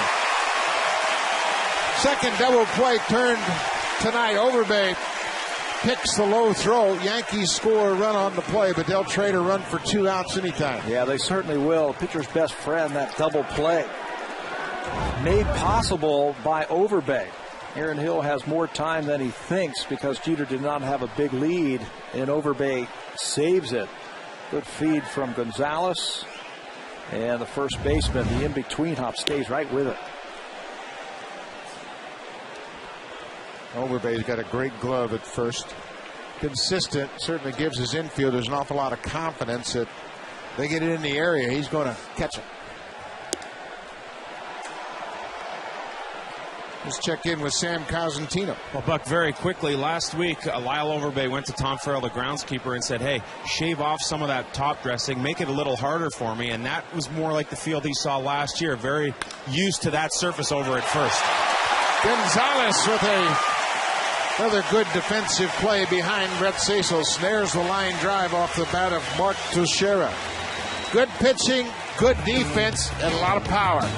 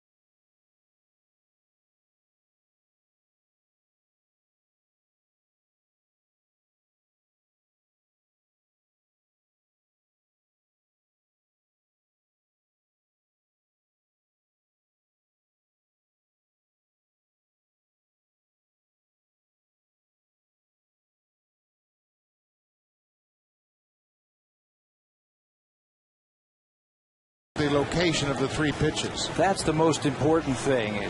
Early in the game, he was sinking his fastball, but the home runs, watch the location and watch where they are, right in the middle of the plate.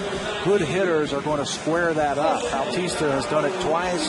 Edwin Encarnacion right down, head down, ball right on the hitting plane, and good results from it. Middle of the plate, and they're doing some damage. And Bautista has been so selective and so patient this year. And again, we have to get back to his finish last September. He had 10 home runs in September. Carried that momentum into winter ball. And then had a great spring. A.J. Burnett, 2 home runs to Bautista so far tonight. Does he knock him off the plate with that first pitch? Here goes breaking ball. Yeah, I don't think you can blame Bautista for hitting the home runs. He hit mistake fastballs. Yep, and I think the pitcher not hit him, but just knock him off the plate, just to say, hey, I see you.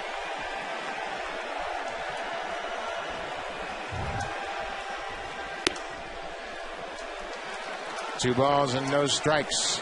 Taking those borderline pitches. This is exactly where he was last time up. 2-0. And he got a fastball.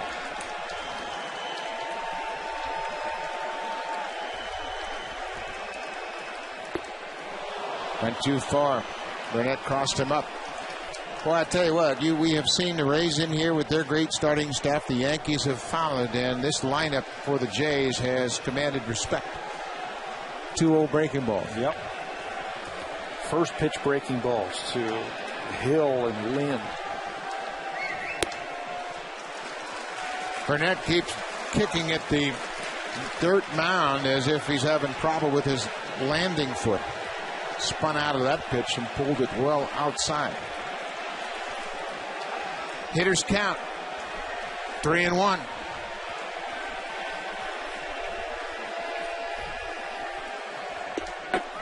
A 3-1 breaking ball. That's what you get when you hit two home runs. Yeah, well, he's not going to continually throw you fastballs 2-0, 3-1. But that's okay. The way Bautista's swinging the bat, take it.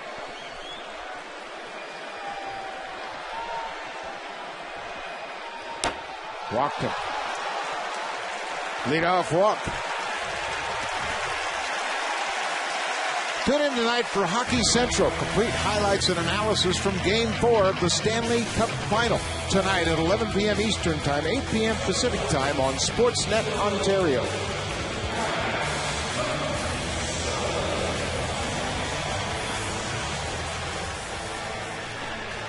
Leadoff walk here in the 6th.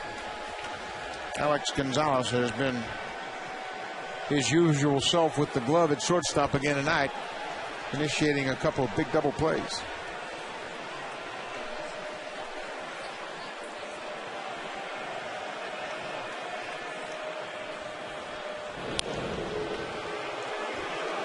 Bautista has but 3 steals in 5 attempts.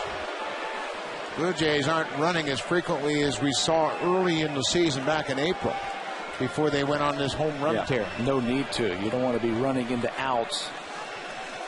I think he just had a courtesy throw over to first base to see if Alex Gonzalez would tip anything. Blue Jays don't run. They don't even bunt.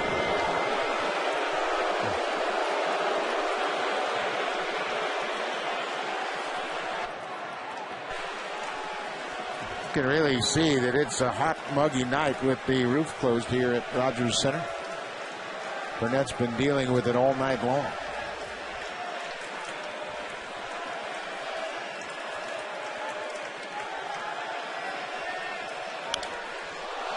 Popped up, back out of play. Check in with Sam Cosentino. Well, guys, with all the power, you haven't seen many stolen bases, but the one thing that A.J. Burnett still has trouble with is holding runners on. We've seen so many throwovers already. In fact, 15 out of 18 successful steal attempts against Burnett this year. Yeah, he's always been one that didn't really worry an awful lot about a stolen base because he had the strikeout in his back pocket. That's right. It's kind of like Juan Guzman. No balls and a strike. Nobody out. Ball in the dirt dug out by Chad Mullen. Guzman, during that great run here in Toronto, never really could hold the base runner close, but didn't make any difference. He'd strike you out with that big slider and just leave that base runner standing a second. Well, when runners got over to first base and I was out there, I'd tell them, don't throw over here because I can't see the ball. He threw it so hard over there. So they knew that. No, I'm just kidding. It's good. 1-1. Bautista will dive back into the first. Hometown fans having a little fun with A.J. Burnett here. He pitched in Toronto 3 years with the Blue Jays.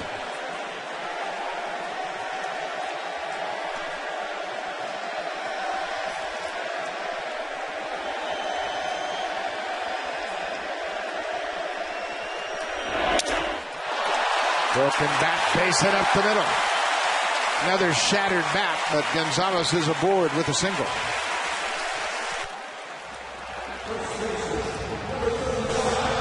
"4-1, Jays lead it.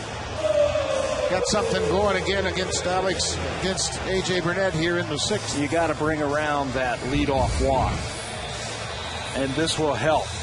Right off the end of the bat, it shatters his glove into 3 different pieces.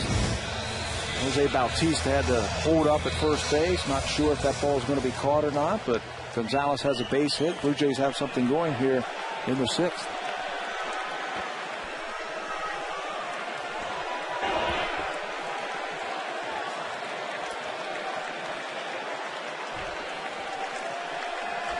Lyle Overbay, first and second, nobody out.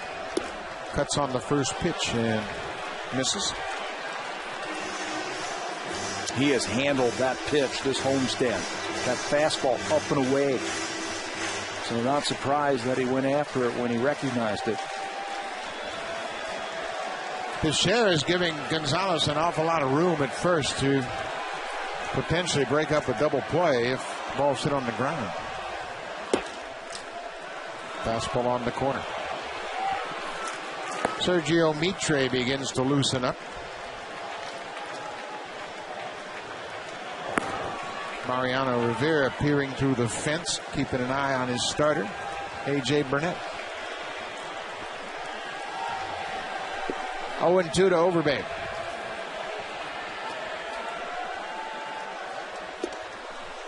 Outside with a breaking ball. Overbay on this homestand is really starting to swing the bat, as Pat mentioned, and because of that, he's hit the ball all over the field, and the Yankees defense reflects that. They're spread about as thin as you can get. Well, with a good fastball from Burnett, Granderson, the center fielder, will shade him to left center.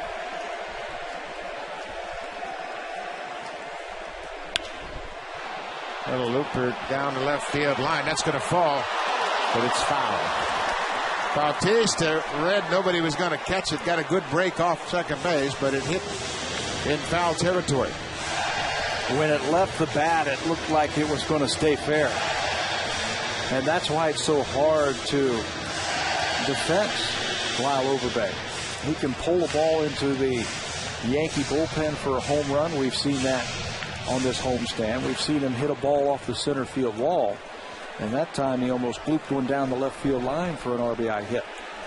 Overbay on this homestand is 10 for 24. He's looking to extend a hit streak to 6 games. Breaking ball. Teixeira will only have the play at first. Overbay moves the runners up. It's as good as a sacrifice bunt. Now 2 runners in scoring position with less than 2 outs. Chance for John Buck to knock him in. We'll see how the Yankee infield plays it. I'm sure they'll come in now. Can't afford to give up any more runs. A.J. Burnett gets a visit from his catcher, Chad Moeller. Buck has hit 2 ground balls tonight, grounded out the third twice. So there's the inner defense trying to save a run at the plate here. John Buck has a big hole at shortstop between Alex Rodriguez and Derek Jeter.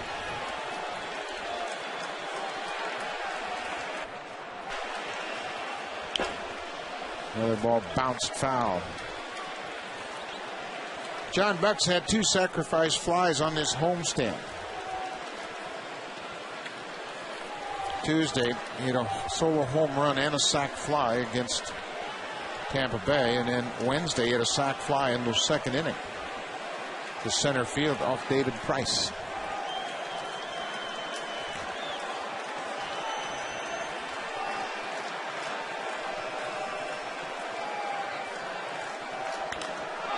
Hammered to right field. That ball's down the right field corner and foul. Buck certainly hit it deep enough to score the runner from third had Swisher made a catch. Keeps that fair. 2 runs come in. He's going to have to battle now. Burnett has thrown some of the best breaking balls tonight to John Buck, the right-hander, and he's had to swing at him. Again, making sure that they're both on the same page. Moeller and Burnett chat things over. Burnett has thrown 100 pitches. 26 of those came in the 4th inning. That's when he gave up the 2-run home run to Bautista. 0-2 to John Buck. Bounce. Gets away from the catcher, and Bautista will score. Gonzalez moves to third base. That breaking ball got away from Chad Moeller as Burnett really tried to bury the curveball. You're right. You end up throwing it just a little bit harder, trying to get the strikeout, and it ends up in the dirt. Chad Moeller has done a good job all night long blocking this curveball, this breaking ball in the dirt. This time he can't get over in front of it and square his body up. Bautista is going to score as Burnett uncorks his 4th wild pitch of the season. Infield still drawn in. A ball and 2 strikes on Buck. Lifted into center field. Should be deep enough. Gonzalez stands at third. He tags, and he'll come in to score. John Buck, another sacrifice fly, expands the lead to 5. I believe it was the only fastball he saw that at bat, but he was waiting for it. Plenty strong enough to lift it into center field. They give up a run in the top of the inning, and the offense comes right back and gets them 2 more. The acquired skills. 2 outs now for Edwin Encarnacion, who homered in his last at bat in the 5th. Breaking ball, big hop to third. Rodriguez to Teixeira. But the Blue Jays scored 2 big runs. A leadoff walk comes in to score. Gonzalez singled. He scored as well. It's 6-1 Jays.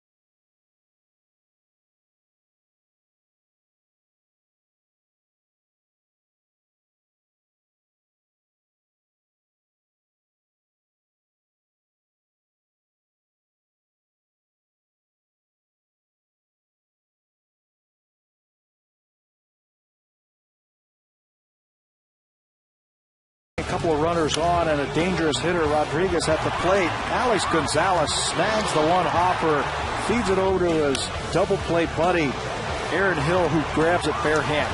He continues on with the double play, a big one to help Brett Cecil get through the 4th inning.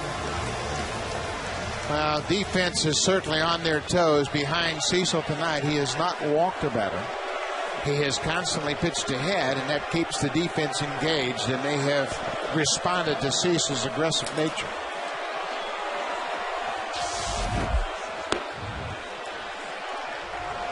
Alex Rodriguez with his Yankees down by 5.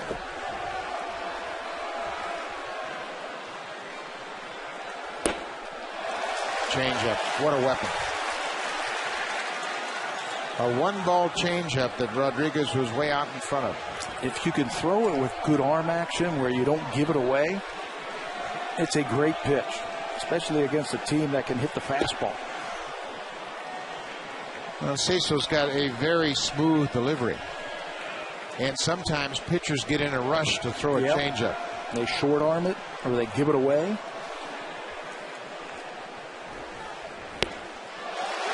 That 90-mile-an-hour fastball appears to be about 93 after a good changeup in the at-bat.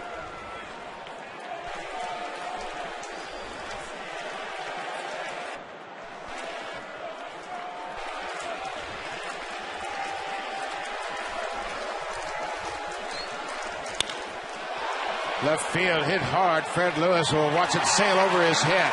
Rodriguez around first. They got a shot at him at second. Throws offline. Rodriguez didn't get out of the box very quickly. And the ball was hit really hard off the bat of Alex Rodriguez, and I think it fools Fred Lewis in left field.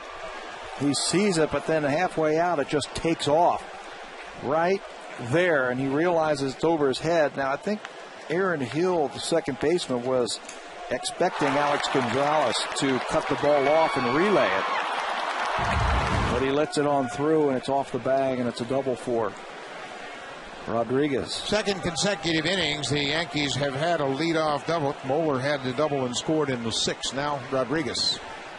Robinson Cano chases the first pitch fastball. Cano has struck out twice tonight against Cecil. Average slipped to 369. All the way down to 369, huh? He has pitched Cano tough. He really has. He's changed his patterns the first two times up. Got him the first time with a slider, second time with a changeup. And to give you an idea how tough Cecil has been on Cano, Cano coming into this game was hitting 380 against left-handed pitching.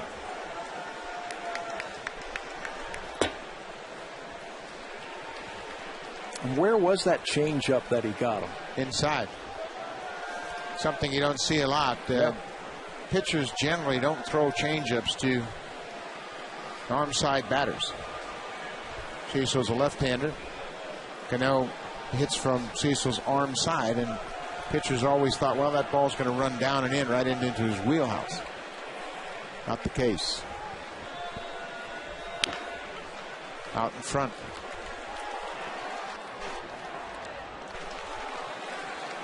But so many pitchers really do themselves a disservice by not throwing their changeup,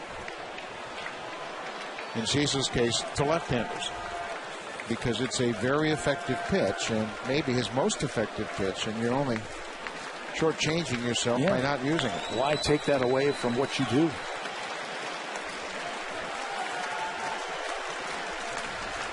Nobody out here in the seventh.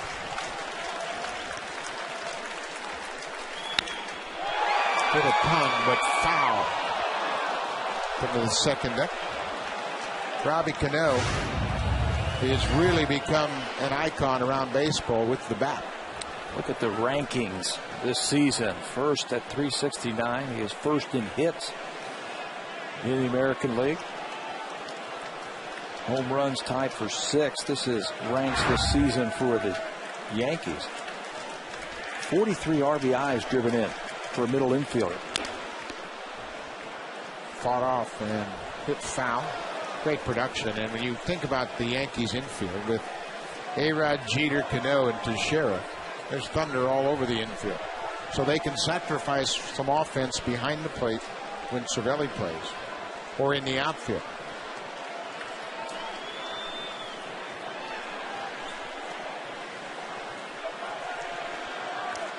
Happy fans with a souvenir, courtesy of Robinson Cano.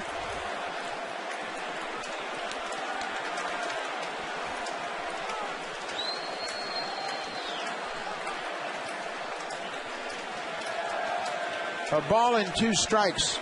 Alex Rodriguez at second. Popped up. Down the left field line, Encarnacion in foul territory will make the catch.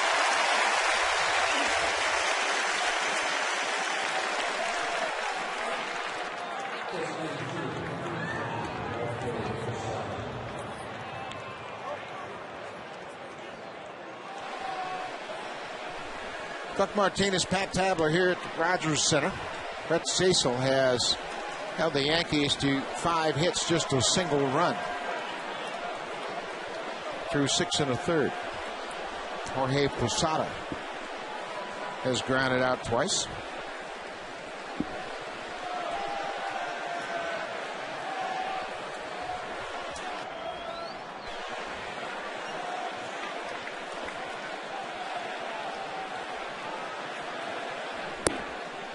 First pitch changeup misses down.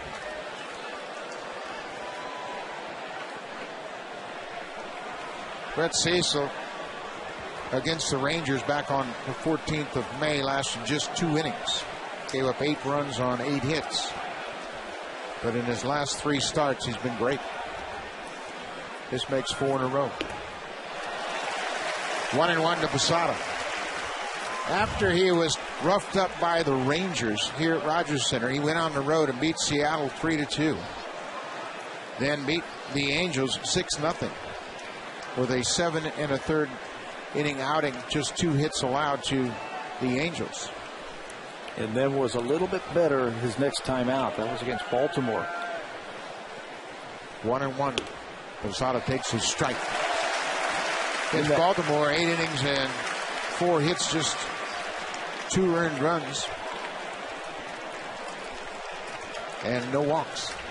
Such a key for Cecil, command and control. 7 walks, or excuse me, 7 strikeouts and no walks in those 8 innings versus the Orioles. A ball and 2 strikes on the ground. Encarnacion gloves it, looks back Rodriguez to second and throws out Posada. Leadoff double for Rodriguez. He hasn't moved up.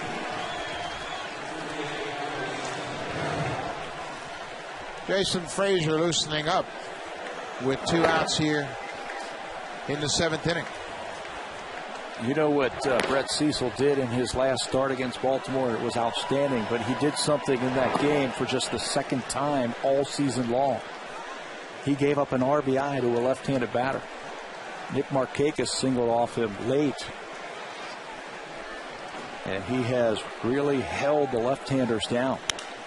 Marcus Tim swings on the first pitch. Bautista racing over toward the foul line and makes the catch. Jose Bautista corrals it. A-Rod leadoff double. He didn't move up. Brett Cecil has spun 7 strong innings here tonight.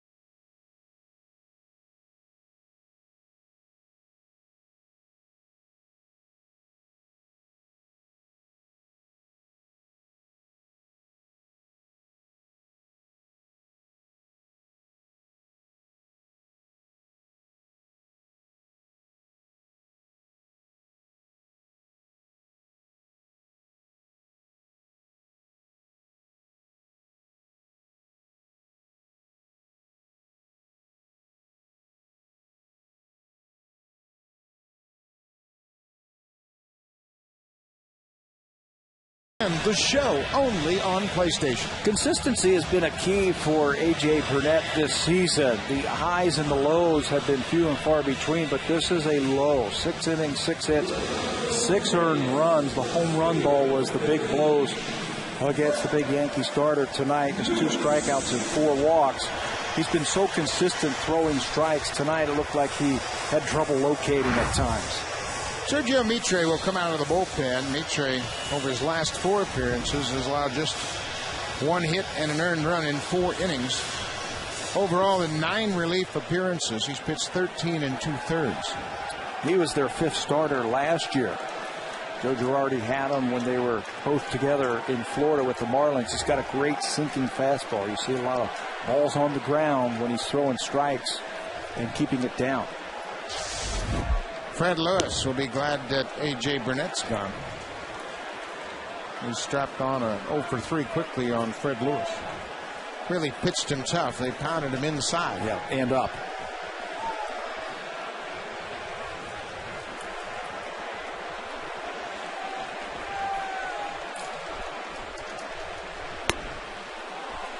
Breaking ball down and in. 0-2.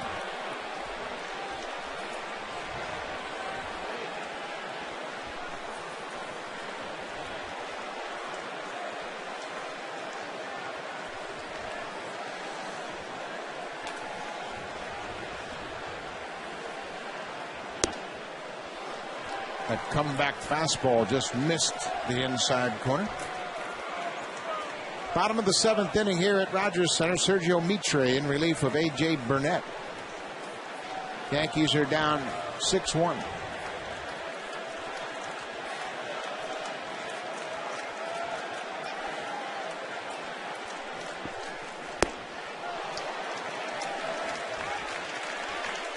Lewis strikes out to start the 7th. Commentator clothing provided in part by Z Zenya. Statistical information provided by Stats Inc. Music provided by Universal Canada.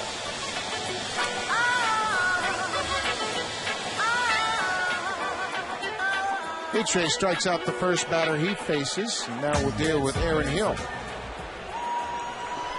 Hill had a single in his first at bat that extends his hit streak to 4 games.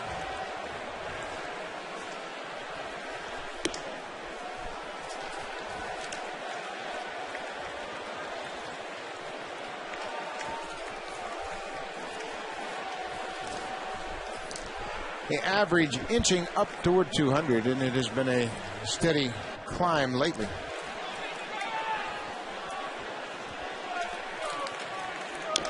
It's been a battle for him. There were times that he was coming out of it, but then he quickly went back into the problems that he has had early in the season. You see glimpses of it, him starting to come out of it. Tonight was a good sign, being able to get on top of a A.J. Burnett fastball and bang it right back through the middle for a hit.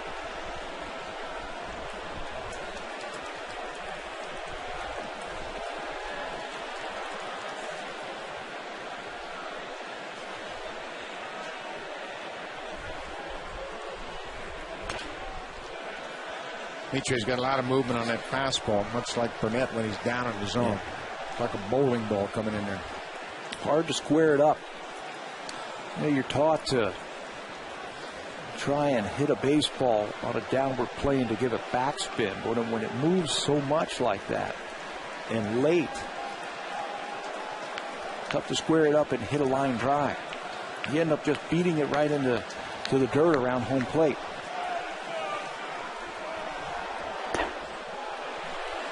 Breaking ball. Appeal to Gary Darling at first. Yankees questioned a check swing call by Darling on John Buck earlier in the game. Back in the 4th inning. 2 balls, 2 strikes, 1 out here in the 7th inning.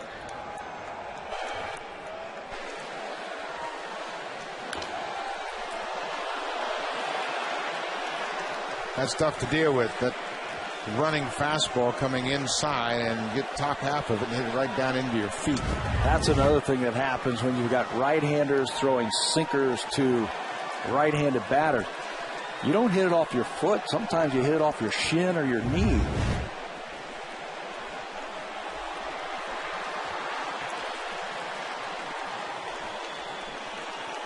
There's so much movement. You go out to get the ball when you think it's out of way, and then you draw your hands in to make contact and just get the top half of a baseball. A lot of times hitters will move up closer to the pitcher to try and hit it before it breaks so much.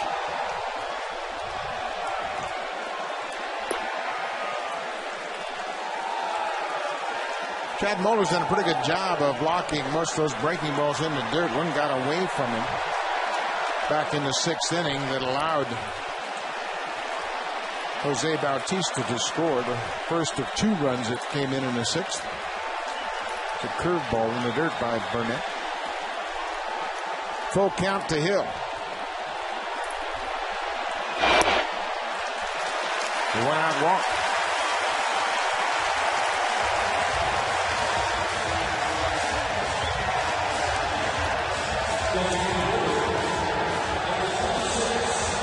Joe Girardi knows that he can ill afford to fall any further behind. The Blue Jays are down by 5 and have just 2 at-bats left.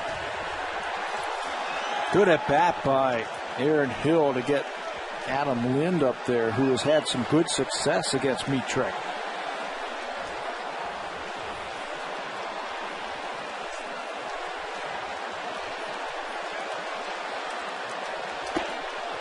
Way up and away. Hill thought about advancing, but the ball was right at the catcher's feet.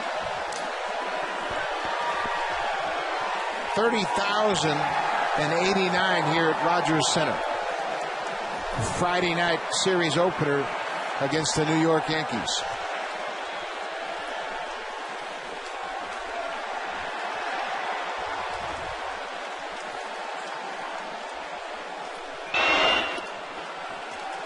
Two balls and no strikes. The numbers for Lind against Mitre. 4 for 12, but he's hit 2 bombs.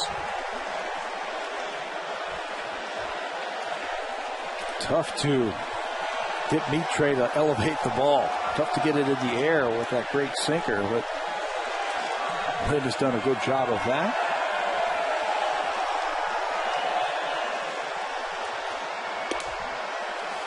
Good eye, 3-0.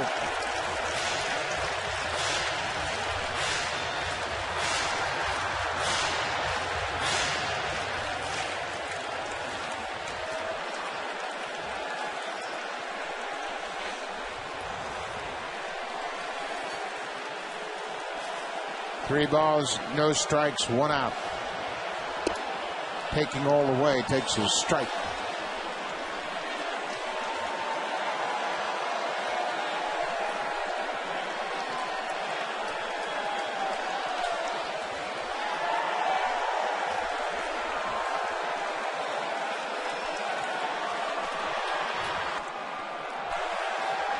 Three and 1. Ground ball. Cano's got to wait on it. All they can get's Hill at second on the fielder's choice.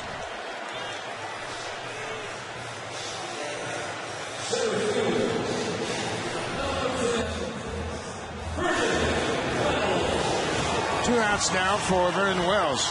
Wells has extended his hit streak to 12 games. He had a swinging bunt up the third baseline. A.J. Burnett, the pitcher, decided to let it roll, hoped it would go foul. It stayed fair, and then the next batter, Jose Bautista, hit a 2-run homer. 9 times out of 10 that ball squibs foul, doesn't it? They tilted the lines. I saw them earlier today tilting the lines up there just for that. Couldn't roll it out there any better. Fastball for a strike.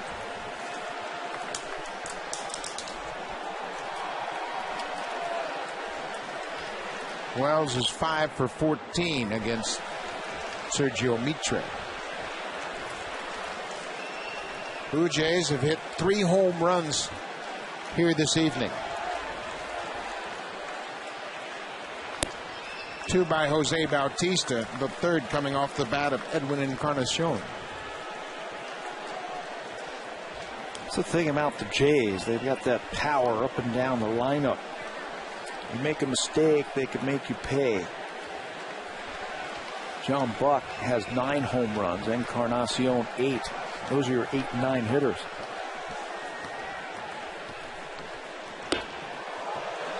Up and in, 2-1. Kevin Long, the Yankees hitting coach, was talking about the depth of the lineup. And so I look down in the order and I'm trying to get a feel for it. You got Overbase 7th, Buck 8th, and Encarnacion 9th. There's not an awful lot of soft spots in this Jays lineup, much like the Yankees. Well, a third of the way through the season, you project that out. That's 27 and 24 home runs from your 8 and 9 hitters. 2 balls and a strike. Vernon Wells sharply on the ground, but Rodriguez has it. Goes to second for the force out. We've played 7 complete here at Rogers Center. Blue Jays are up behind Brett Cecil, 6-1.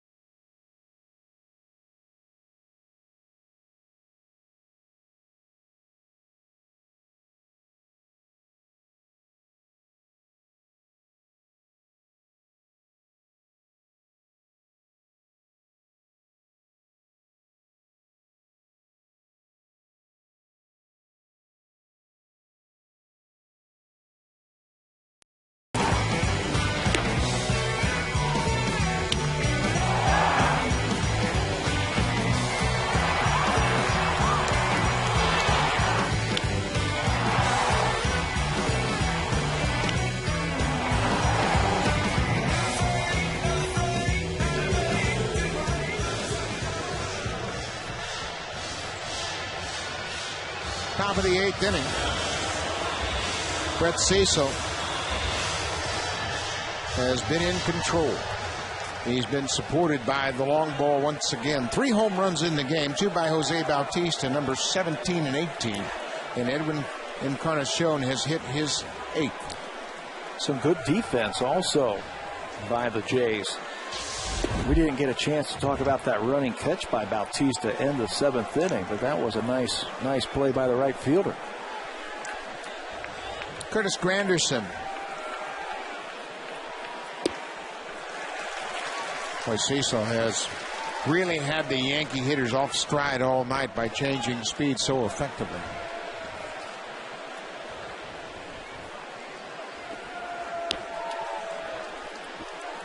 The thing about that is he has been able to keep them off balance with not just one pitch.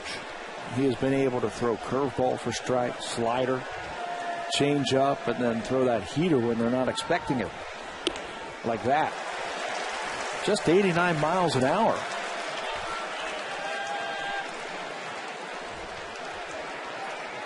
The tempo and rhythm for Cecil have been spot on all night. Line drive into right. That'll stay up for Bautista, and he makes the catch. Not many balls have been hit hard by the Yankees here tonight. That was one of them. In his career, Cecil has been more of a fly ball pitcher than a ground ball pitcher. About even tonight. Not 1-to-1 ground balls to fly balls. Chad Moeller, the catcher, doubled and scored in the 6th.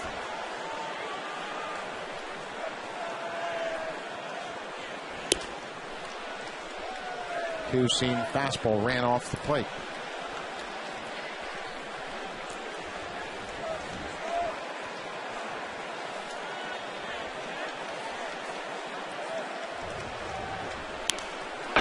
Popped up, Overbay into foul ground near the warning track, and he'll have plenty of room. 2 quick outs here in the 8th. Tune in tomorrow for Game 2 of the Jays versus Yankees. A real pitcher's duel. Andy Pettitte, the veteran, against Ricky Romero in his 2nd season in the big leagues. 1 p.m. Eastern Time, 10 a.m. Pacific Time on all Sportsnet channels. Game 2. Ricky Romero has really taken it a step up off of last year, and he won 13 games a year ago, but he too, just like Brett Cecil, has really become more comfortable pitching in the big leagues. Throwing more strikes. He's got the same kind of stuff as Brett Cecil. A fastball, he turns over, cutter, curveball, everything like that. But he throws them harder. Both John Buck and Jose Molina characterize Ricky Romero as the toughest pitcher they've ever had to catch. Speaks volumes about the movement he has on his pitches. There's a good pitch at the knees.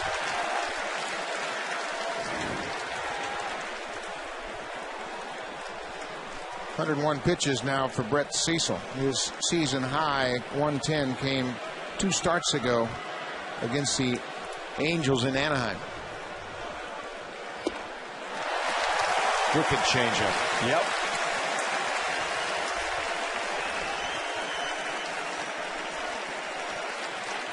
The shortest path back to respectability starts on the mound.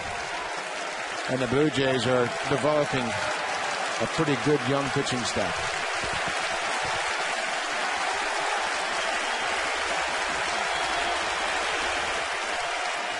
Interesting. Got into his delivery, didn't like where he was, and just shut her down. That's like a golfer starting his backswing and stopping. Good move.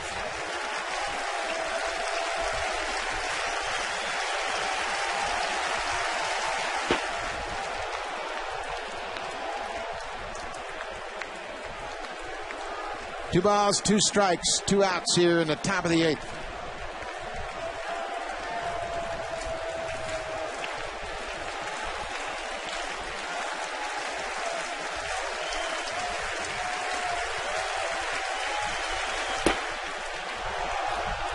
Jeter's seen that changeup enough now to identify and lay off. The patterns also. He is such a student of the game. Has a great idea what he wants to do when he's up there.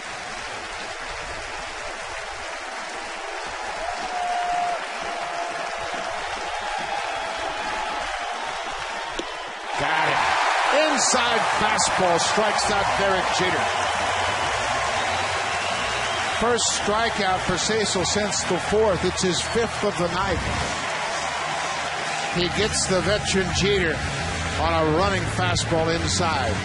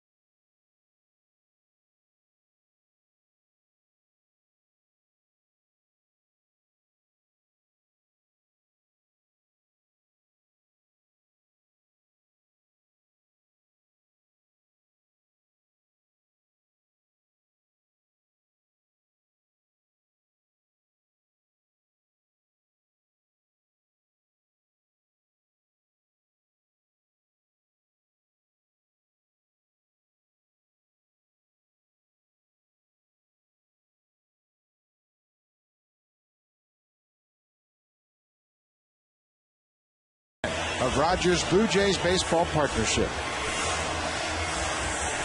Cito Gaston going down the bench to find his starter and congratulate Brett Cecil on a job well done. 8 innings of 5-hit baseball. Giving up just that 1 run, third time this season that Cecil has thrown 8 innings. And with handshakes and hugs all around, it looks like Jason Frazier will finish this one in the 9th inning. Jose Bautista's had a perfect night. 2 home runs, a walk. He scored 3 times and driven in 3.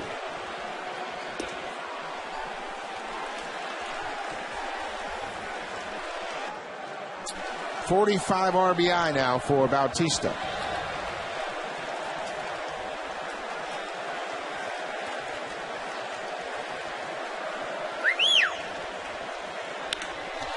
Hammered to left field. That ball is off the wall. Marcus Timms throw into second base, and his red-hot hitting continues. How big does that baseball look right now to Jose Bautista? 1-0. Right down Broadway again, and this time not the high, majestic home run, but the line drive that comes about 5 feet from number 3. He's squaring it up every time he swings at it. Alex Gonzalez had a broken bat single in the 6th. He is officially 1 for 2.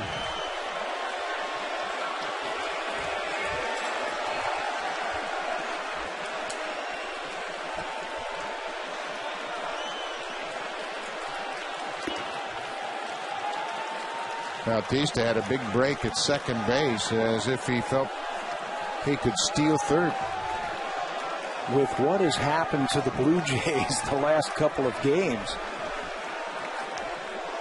just keep it going. Keep scoring. Yep.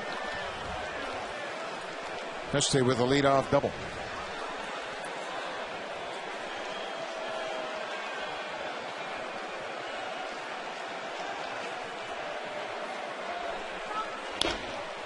Ground ball wide of third.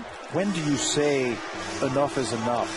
You don't say that in the American League East. Right. There's too many good teams. I agree. Too many great offenses. And I think the bar has been raised by several runs. Cito Gaston understands how these teams can come back so quickly. Tampa Bay did it. 4 in the 9th, 6 in the 9th. Back-to-back nights. Yep. And the Yankees certainly have the thunder to do it. And so do the Blue Jays.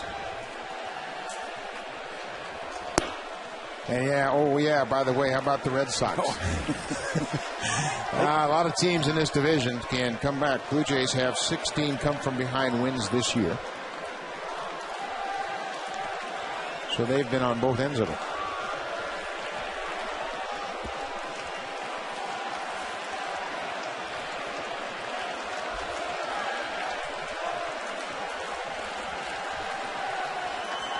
Two balls and a strike. Gonzalez lifts it high and deep, left field line. Marcus Timms over in the corner, drifting back, makes the catch. Bautista goes back and tags. Here's the throw to third base. Bautista is out.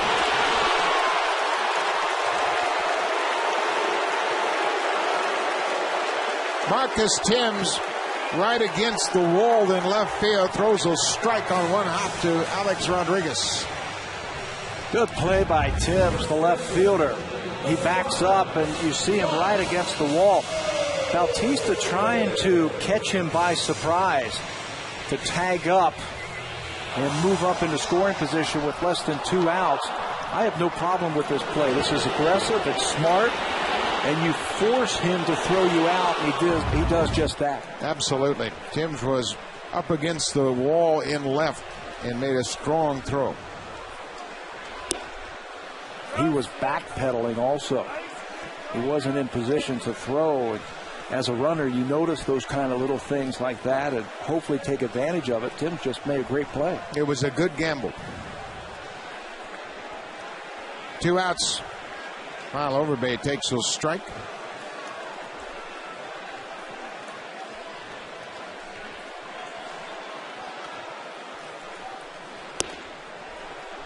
Went too far on the breaking ball, 0-2.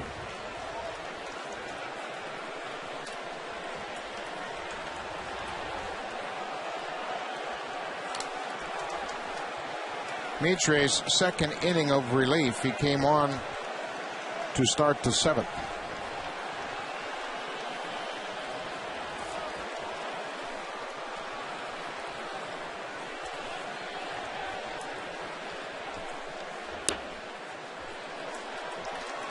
Just off the plate inside. Boy, Mitre's got that running two-seamer.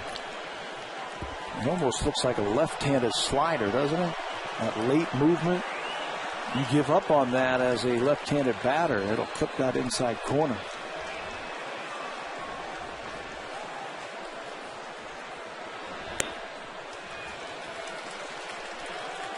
Two and two. Blue Jays lead by 5 here, bottom of the 8th. Brett Cecil has been given handshakes in the dugout. He will not come back for the 9th. Jason Frazier continues to throw in the Blue Jays bullpen.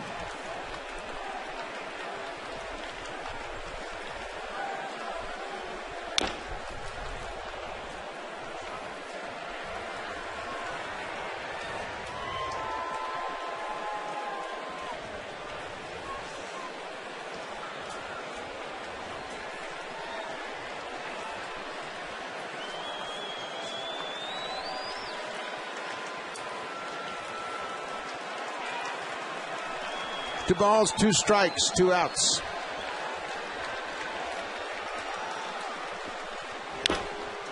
Another foul.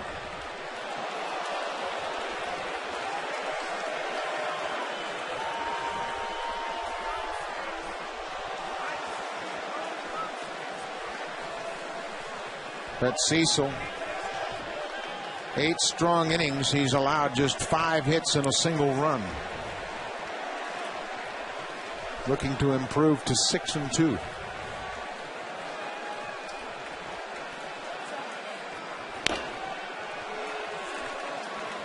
Overbase stays alive.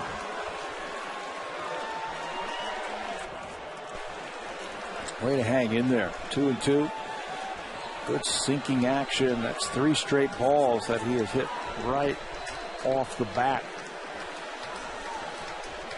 Just looking for that ball to be elevated a little bit.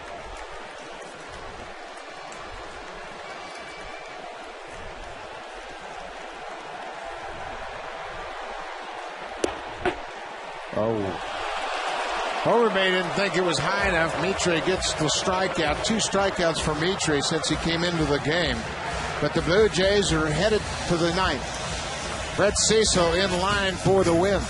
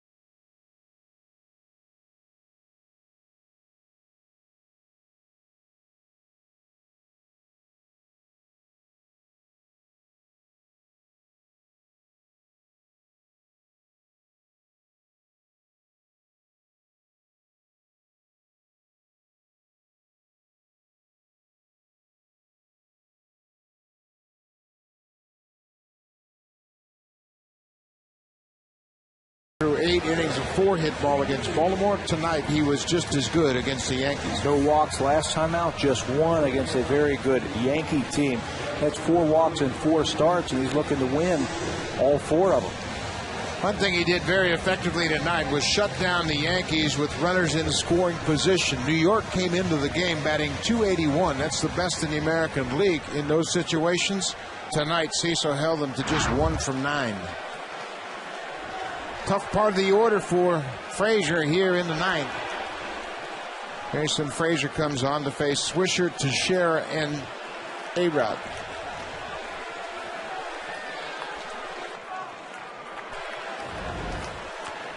Frazier last pitched on Wednesday night. He came in the 9th inning in relief of Sean Markham and walked the only batter he faced.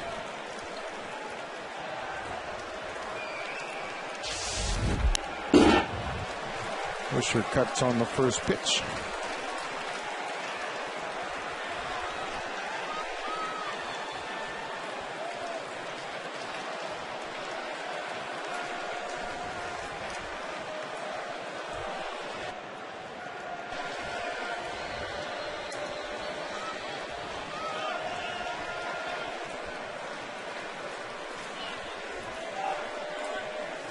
Blue Jays lead it 6-1 here, top of the 9th inning.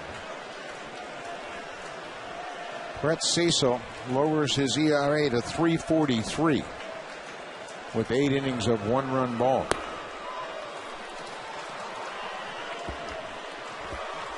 Now to finish it out.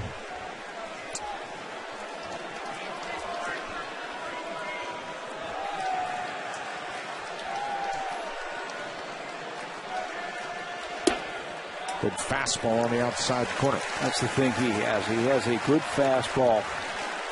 He'll work deliberately and think his way through every at-bat. Come after you with a good fastball. Nice change, and he's been working the breaking ball just a little bit more.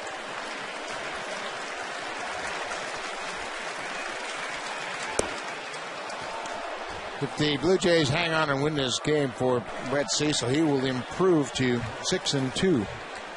And the club will improve to 7-2 when Cecil goes to the mound.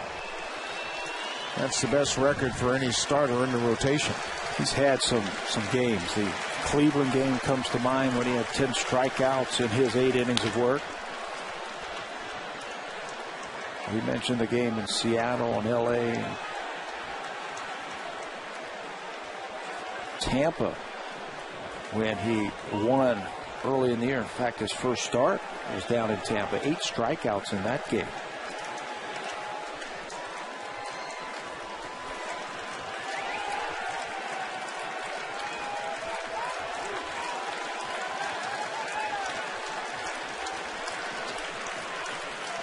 Two and 2 to Swisher.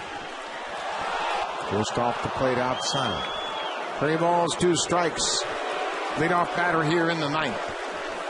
Mitch Swisher has taken some tough pitches tonight.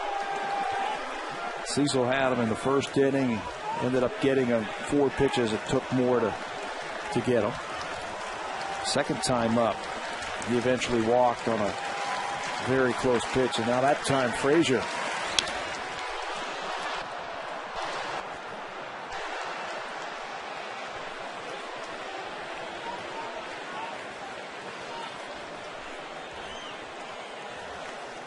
Blue Jays lost 2 tough games to the Rays to wrap up the 3-game series.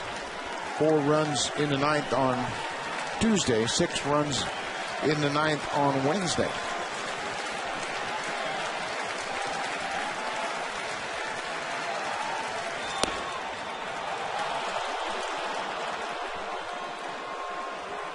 That's ball 4. Thought so. Yeah, everybody in the ballpark knew it but Swisher.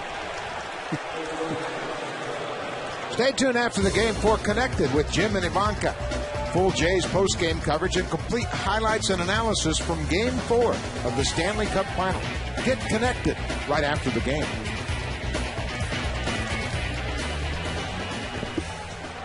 Leadoff walk here in the 9th.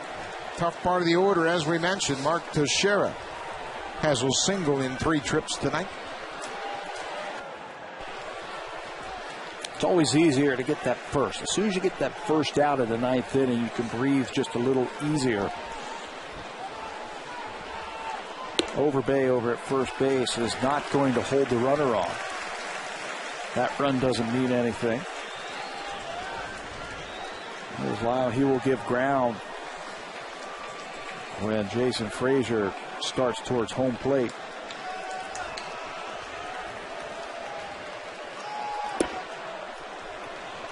One and one. You want to give Overbay as much range as possible at first base with the switch hitter Teixeira hitting from the left side. If he throws him one of those good changeups, he can hook a ball right by him. So play back. That run doesn't mean anything. Good fastball at the knees.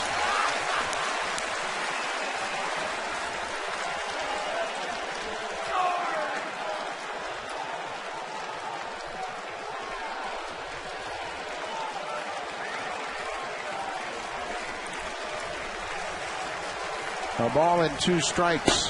Got it. From that great splitter, and Teixeira waved at it. Splitter change, and it's down and out of the strike zone. With 2 strikes, the hitter has to offer at it, and it just disappears. Frazier has handled Teixeira in his career, now 0 for 6. Here's Mark Teixeira. 1 away. Rodriguez hit a line drive off the fence in left field his last time up in the 7th, but Brett Cecil was able to retire the next 3 batters in order.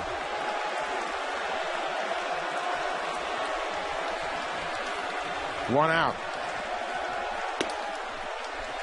Rodriguez hit into a double play in the 4th.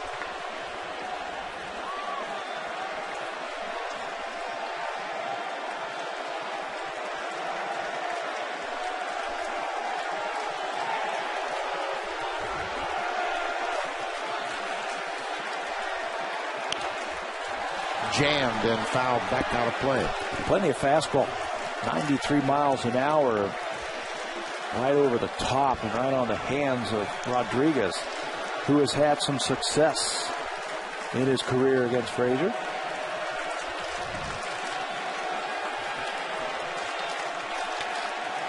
Rodriguez 6 for 13 with a home run against Jason Frazier. A ball and a strike. Popped up behind shortstop. Fred Lewis coming in from left. Makes the catch. 2 down.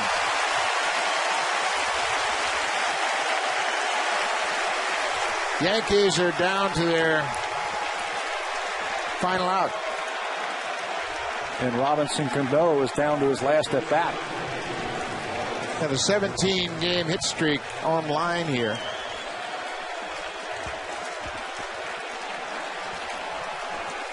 Ties for the highest in baseball this year. Jorge Cantu had a 17-game hit streak earlier this year with the Marlins.